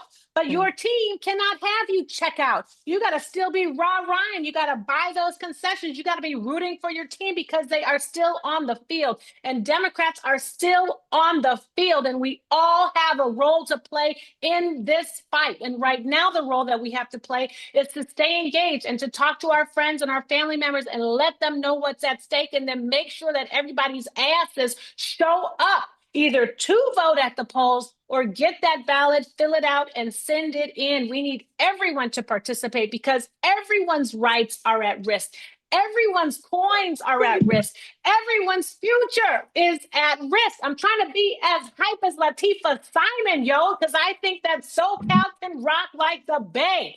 But all of these issues are at stake and will be on the ballot come November. Did I do it? Did I do it? Did I do it? I didn't put my vaccine on my face. I'm ready to fight. We're getting in these streets, okay? We're getting in these streets. We're going to get these people registered. Okay. That's on Prop 50. Y'all better donate, y'all. I didn't put this Vaseline on my face. Look, I'm going to put my hair up, yo. I'm going to take off my earrings. Period. Now, I don't know. Like, what's happening? What's happening? I don't know what's going on here, but I love it all. Look, we from California, okay? We from the land, right? And look, and I'm from Compton originally, and now my granny live in your district on Hub City and IE. We in here. We finna get it in. AB, tell Granny I'm gonna pick up her ballot. Let's do it. Okay, I'm finna tell her she's gonna be so happy. I'm finna call Granny right now. Door to door service. Okay, you better come pick it up, or my granny gonna come looking for you. Aguilar, you gonna hold you. That was, I have no notes. That could not have been more entertaining. Thank you all so much. AB, thank you for the most entertaining panel of the night. Appreciate you guys. Representative Kamlager-Dove and Aguilar, thank you so much for taking the time this evening. We are fast approaching $750,000. Thank you so much for donating. I'm gonna have a graphic right here on this screen. Let's see if we can get this on the screen so that we can show a little bit of what everybody's efforts have ushered in this evening. So I believe that the screen shows right now a map of the entire United States in terms of the donations that we've gotten this evening. You can see all of those spots across the country where we've gotten donations, every single state in the country. So thank you to every corner of the United States for donating tonight. We could not have done this without everybody. Yes, this is a California-based initiative, but this is based on the whole country. It is not just California. We know that Republicans are trying to gerrymander these seats in Texas and Missouri and Indiana and Ohio and Florida, and any other governor and any other state legislature that wants little pats on the head from Daddy Trump is going to do the exact same thing. So this is our effort to fight back. This is how we push back against this overreach by the Republican Party, because this is a major weapon that we have to wield right now. California can neutralize all of these shenanigans, all this bullshit that they're trying to pull in all these other states across the country. And by the way, the Republicans across the country know that, which is why they are pouring hundreds of millions of dollars into this state to defeat this effort. We don't have big moneyed interests like they have on the Republican side, so this is our grassroots effort right now to push back. We are fast approaching $750,000 in our effort. Again, grassroots donations, $5, $10, $15, $20 to be able to push back and let people know in this state, across the biggest state of the country, what the stakes are of this upcoming election on November 4th, what this referendum actually represents, which is our effort to push back against a blatant Republican overreach happening right now at the behest of Donald Trump. So thank you to everybody for donating. If you haven't yet donated, please go to yeson50live.com. We have our last guest here, our last two guests here. I'm very, very excited to introduce Lee McGowan. You might know her as Politics Girl. Could not be more excited. Look, I think that we have to call out the people who are doing this for all the right reasons, and Lee exemplifies that better than anybody else. This is somebody who truly, truly, truly believes in her mission. I'm sure you've seen her videos from the kitchen. We have a slightly elevated background right now. Lee, could not be more grateful for your voice. And of course, Lee is joined by our fearless leader here in California, Governor Gavin Newsom. I just want to say, and I know I've repeated this a couple of times throughout this call, but for folks who are just watching right now, we have been begging for Democrats to actually fight back, to match their words with action. And that's what we got right here. So Gavin Newsom has gotten us halfway here, and now the onus is on the rest of us to meet him halfway, to donate to this effort so that we can make sure that everybody in the state knows what the stakes are. So I will stop talking. I'll leave it up to you guys now, and looking forward to the conversation. Oh, thanks so much, Brian. You are the absolute best, and you are in it for all the right reasons too, my friend. And listen, Governor, thank you for doing this today. Thank you for bringing the Lee, you and I need a dog or something. I mean, I didn't think we could top a 14-year-old dog. And then, of course, AB and Sydney, poor Pete. Jesus, that was next level. I know. You and I both need our Vaseline. That's what we really need. I'll take out my earrings. You'll get your Vaseline because I'm here for the fight. Look, listen, you're here for the fight. Thank you for doing this, right? Thank you. I have to tell you, after watching this live today, what's this feeling I'm feeling? Is it hope? Are you feeling a little hope from watching all this today? Yeah, I mean, come on. How can you not be? I mean, I appreciate Brian just saying every single state. We didn't know that would happen tonight. We didn't know anyone would show up. Hundreds and hundreds of thousands of people have tuned in. Some have been around. This is our third hour, which is extraordinary. And the fact that things were just tuned up just reinforces your point about optimism and energy. It makes people feel like they're being seen and they're being heard. It makes people feel like there's momentum and there's an opportunity here to do something as opposed to talk about doing something, to actually demonstrably have an impact, to be for something, not just against something. And so this has been next level. I just want to thank everybody. Lee, you for being here at the end of this. And by the way, on a personal note, thank you for getting me through the pandemic, Lee. I think everybody's shaking their head You literally got us through the pandemic, and you gave voice to so many of us that were so fearful, so isolated at that time. And so I think in the spirit that is your spirit, the spirit that defines all of the remarkable hosts we had tonight, just gratitude, thanks, and optimism and hope. Yeah, wouldn't that be nice? I think we've seen the Democrats get attacked across the country for the past week, and just treated like with one big brush that we're all the worst people in the world. And I keep thinking, how is this the case? Like, we are the party that wants you to have health care and better schooling and, to take care of your children and to get guns out of our children's faces in their classrooms. And I've watched Democrats be attacked this week. And this is such a wonderful evening because California is doing what they're doing now is a direct response to a Republican action. And as a California voter myself, I'm going to be voting yes on 50 on November 4th. And I'm going to be contributing to yeson50live.com after we finish this. But I really hope that everybody who is listening tonight and is taking this in is as fired up as I am and feels like we see you, that you are not this horrible person. You are not the party of murder and death and destruction that you've been told that you are here for the right reasons, that we can make a difference and we can put people that want to use government for the force of good back in office again.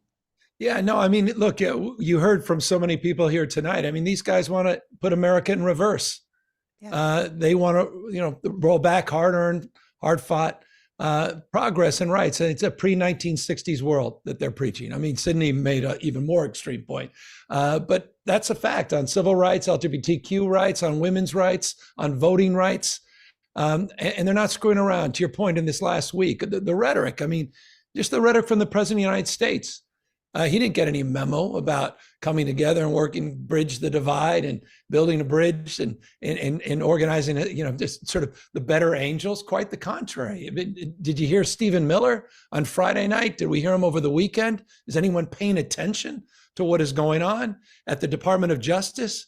To what the cross-examination today we talked about over the last 3 hours of Kash Patel. These guys are not screwing around. And we have been, and I thought Beto said it right, we were so consumed, we have been as Democrats, being right and not focused on being in power. And at the end of the day, all the progress that we've made, all the progress of the last century on voting rights, civil rights, all those issues were because we were in power. We had not just leader Jeffries, we had speaker Jeffries, Speaker Pelosi, and the progress we were made is because we organized and we turned out in remarkable numbers. And we turned out, as you said, for social justice, racial justice, economic justice. We turned out because we believe we're all better off and we're all better off. We turned out because we don't tolerate one another. We want to celebrate one another and unite around the things that bind us together in the spirit of the best of the founding fathers. So that's what Prop 50 is about. And if I may, I just think I don't want to talk around it. You heard a little bit, but just to highlight what everybody means tonight, the fact that you came together, we've raised over $750,000 from 50 states. I want folks to know every week, one person has donated $10 million to defeat us. One person. Someone who doesn't believe in reproductive freedom, someone who believes in the extremes of the Republican Party, one billionaire every week, $10 million, $10 million, $30 million and counting. You had Mike Johnson write his first check. And who, by the way, who are the biggest donors behind that check? Guys like Elon Musk. Yeah. Know what we're up against and know that you're the antidote to those folks and we can defeat them. Yeah, and that's why we need these resources, so we can counter the right-wing money machine, who are really hoping to defeat this proposition so they can keep Donald Trump and his billionaire agenda going, because they're getting everything they want right now. And it's so important that we counter their messaging. I was talking to one of my neighbors on the dog walk the other day, because I do have a big dog I could put right here on my lap, but he would take up the whole screen.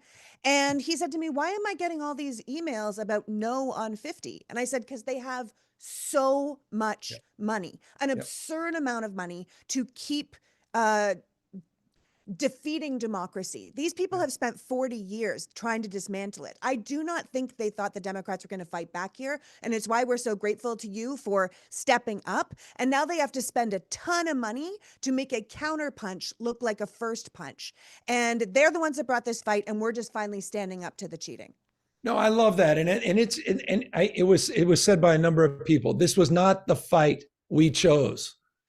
But I think what you just said was even more powerful. I don't think Trump for a second expected us to fight back like we're fighting back. And that's why failure is not an option. It is not an option.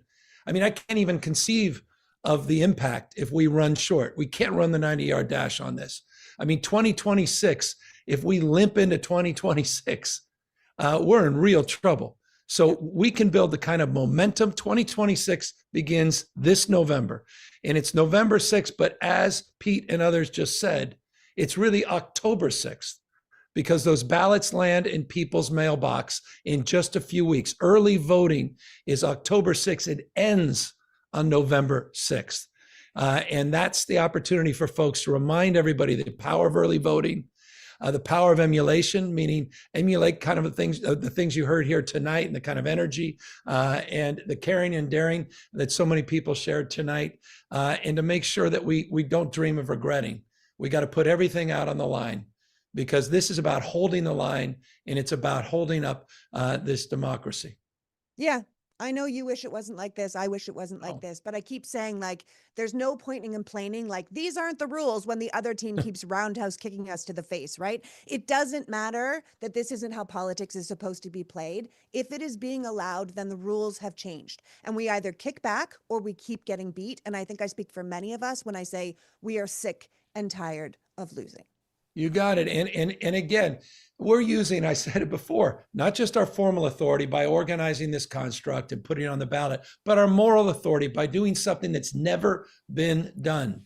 If you still have some hesitancy, you still have some doubt, well, I don't like, just emulating the bad behavior. I don't want them to implicate me in the way they do things. This is democratic. This is transparent. The maps are on the ballot. That's never happened in this country. We have never submitted to the people the ability to draw their own maps. So we're giving the people that power. This was not done in Mar-a-Lago. This was not done behind closed doors, as was the case in Texas, as is going to be the case shortly in Indiana, and what just happened in Missouri, and what is likely to happen in Florida and Ohio and elsewhere. This is done in the most transparent way, and again, in a temporary response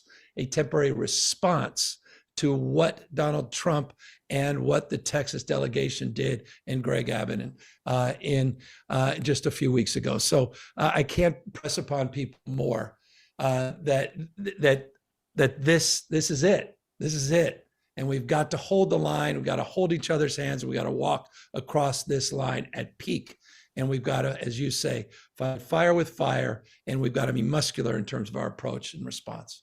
That's right. Absolutely. I want to thank you so much for doing this today, Governor. It's what we all really, really need. And for people who are feeling a little bit like two wrongs don't make a right, and I'm not sure if I should go for this, understand that this is going in the most democratic way possible. This is a temporary thing. And the goal at the end of this would be have no gerrymandering at all. It's why the Democrats voted for the People's Act in 2019. It's why they voted for the Redistricting Reform Act again in 2021, and why the Republicans voted against it both times, because it is the Republicans who benefit from locking in power so it's no longer accountable to the voters. And this is not what we want, which is why we are starting by doing this, by being accountable to the voters. So thank you so much, Governor. I hope people will go to Yes on 50 Live right now and get us past that mark.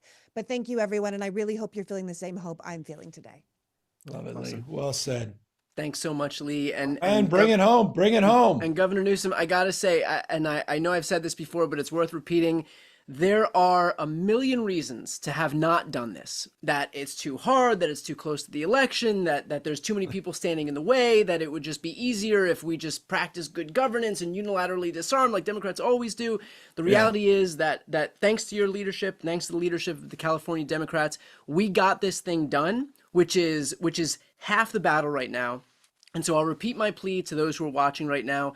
The reality is we got to get this thing in front of as many Californians as humanly possible. And the way that we do that is by looking to those grassroots donations. We don't have these billionaires, mega billionaires who are donating 10 million bucks a pop like they have on the Republican side, because they know that if they can neutralize what happens in California, then they're good to go. There's no other big weapons to deploy like we have in California. And so our antidote to that is going to be getting as many people in the grassroots donating as humanly possible. We're just a few $1,000 away from $750,000 a quarter, $750,000. And that money is going to help get this thing in front of so many Californians who don't know what the stakes are of this upcoming election on November 4th. It's going to make sure that we can get in front of people's TV screens, on their computer screens, on their phone screens, in their mailboxes, and we can't do that without this massive amount of support. So for everybody who's donated, thank you so much for being part of this effort. Thank you for being part of this movement.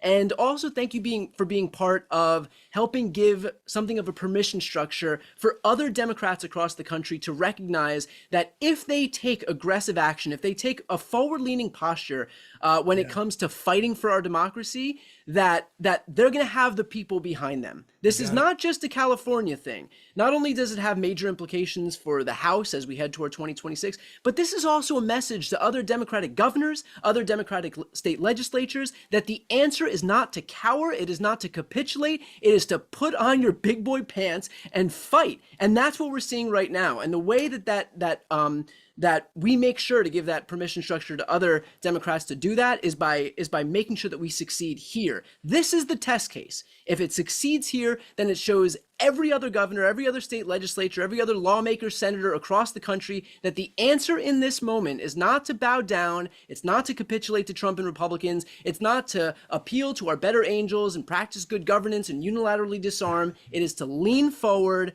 and fight. And that's what we're seeing right now. And of course, the ability to win this fight relies on everybody chipping in whatever we can to make this thing a reality. So Governor, on behalf of everybody watching, cannot thank you enough for leading in the way that we've been begging so many people to lead, which is to back up your words with some action here. I love it. And I'm asking you for one last action because we're going to hit 750,000, but it's going to require one thing, Brian.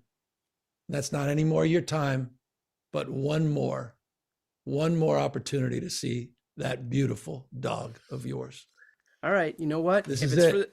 This is it. This is how we get over $750,000. This is it, Brian. Here we go. No pressure. Here we go. Look at this There child. we go. I'm not asking you to do it for me. I'm asking you to do it for this little guy. This is don't do it for me. Don't do it. Don't even do it for democracy. Just do it for this child right here, who doesn't know why I'm subjecting himself to these live streams over and over and over again. He's already passed out. Unbelievable. That's right. Look at That's that. right. Hey, Brian, you're a rock star. The fact you hosted this 3 hours, unbelievable. To all of our influencers, all of our creators, to all the remarkable elected officials across the country. For those of you tuned in, even for 2 minutes, for the last 2 hours, thank you. Those of you who made a contribution, we're grateful beyond words. Get the word out there. Let folks know yes on Prop 50. Thanks so much, Governor. And for those who are looking to donate, yeson50live.com. Thanks, everybody.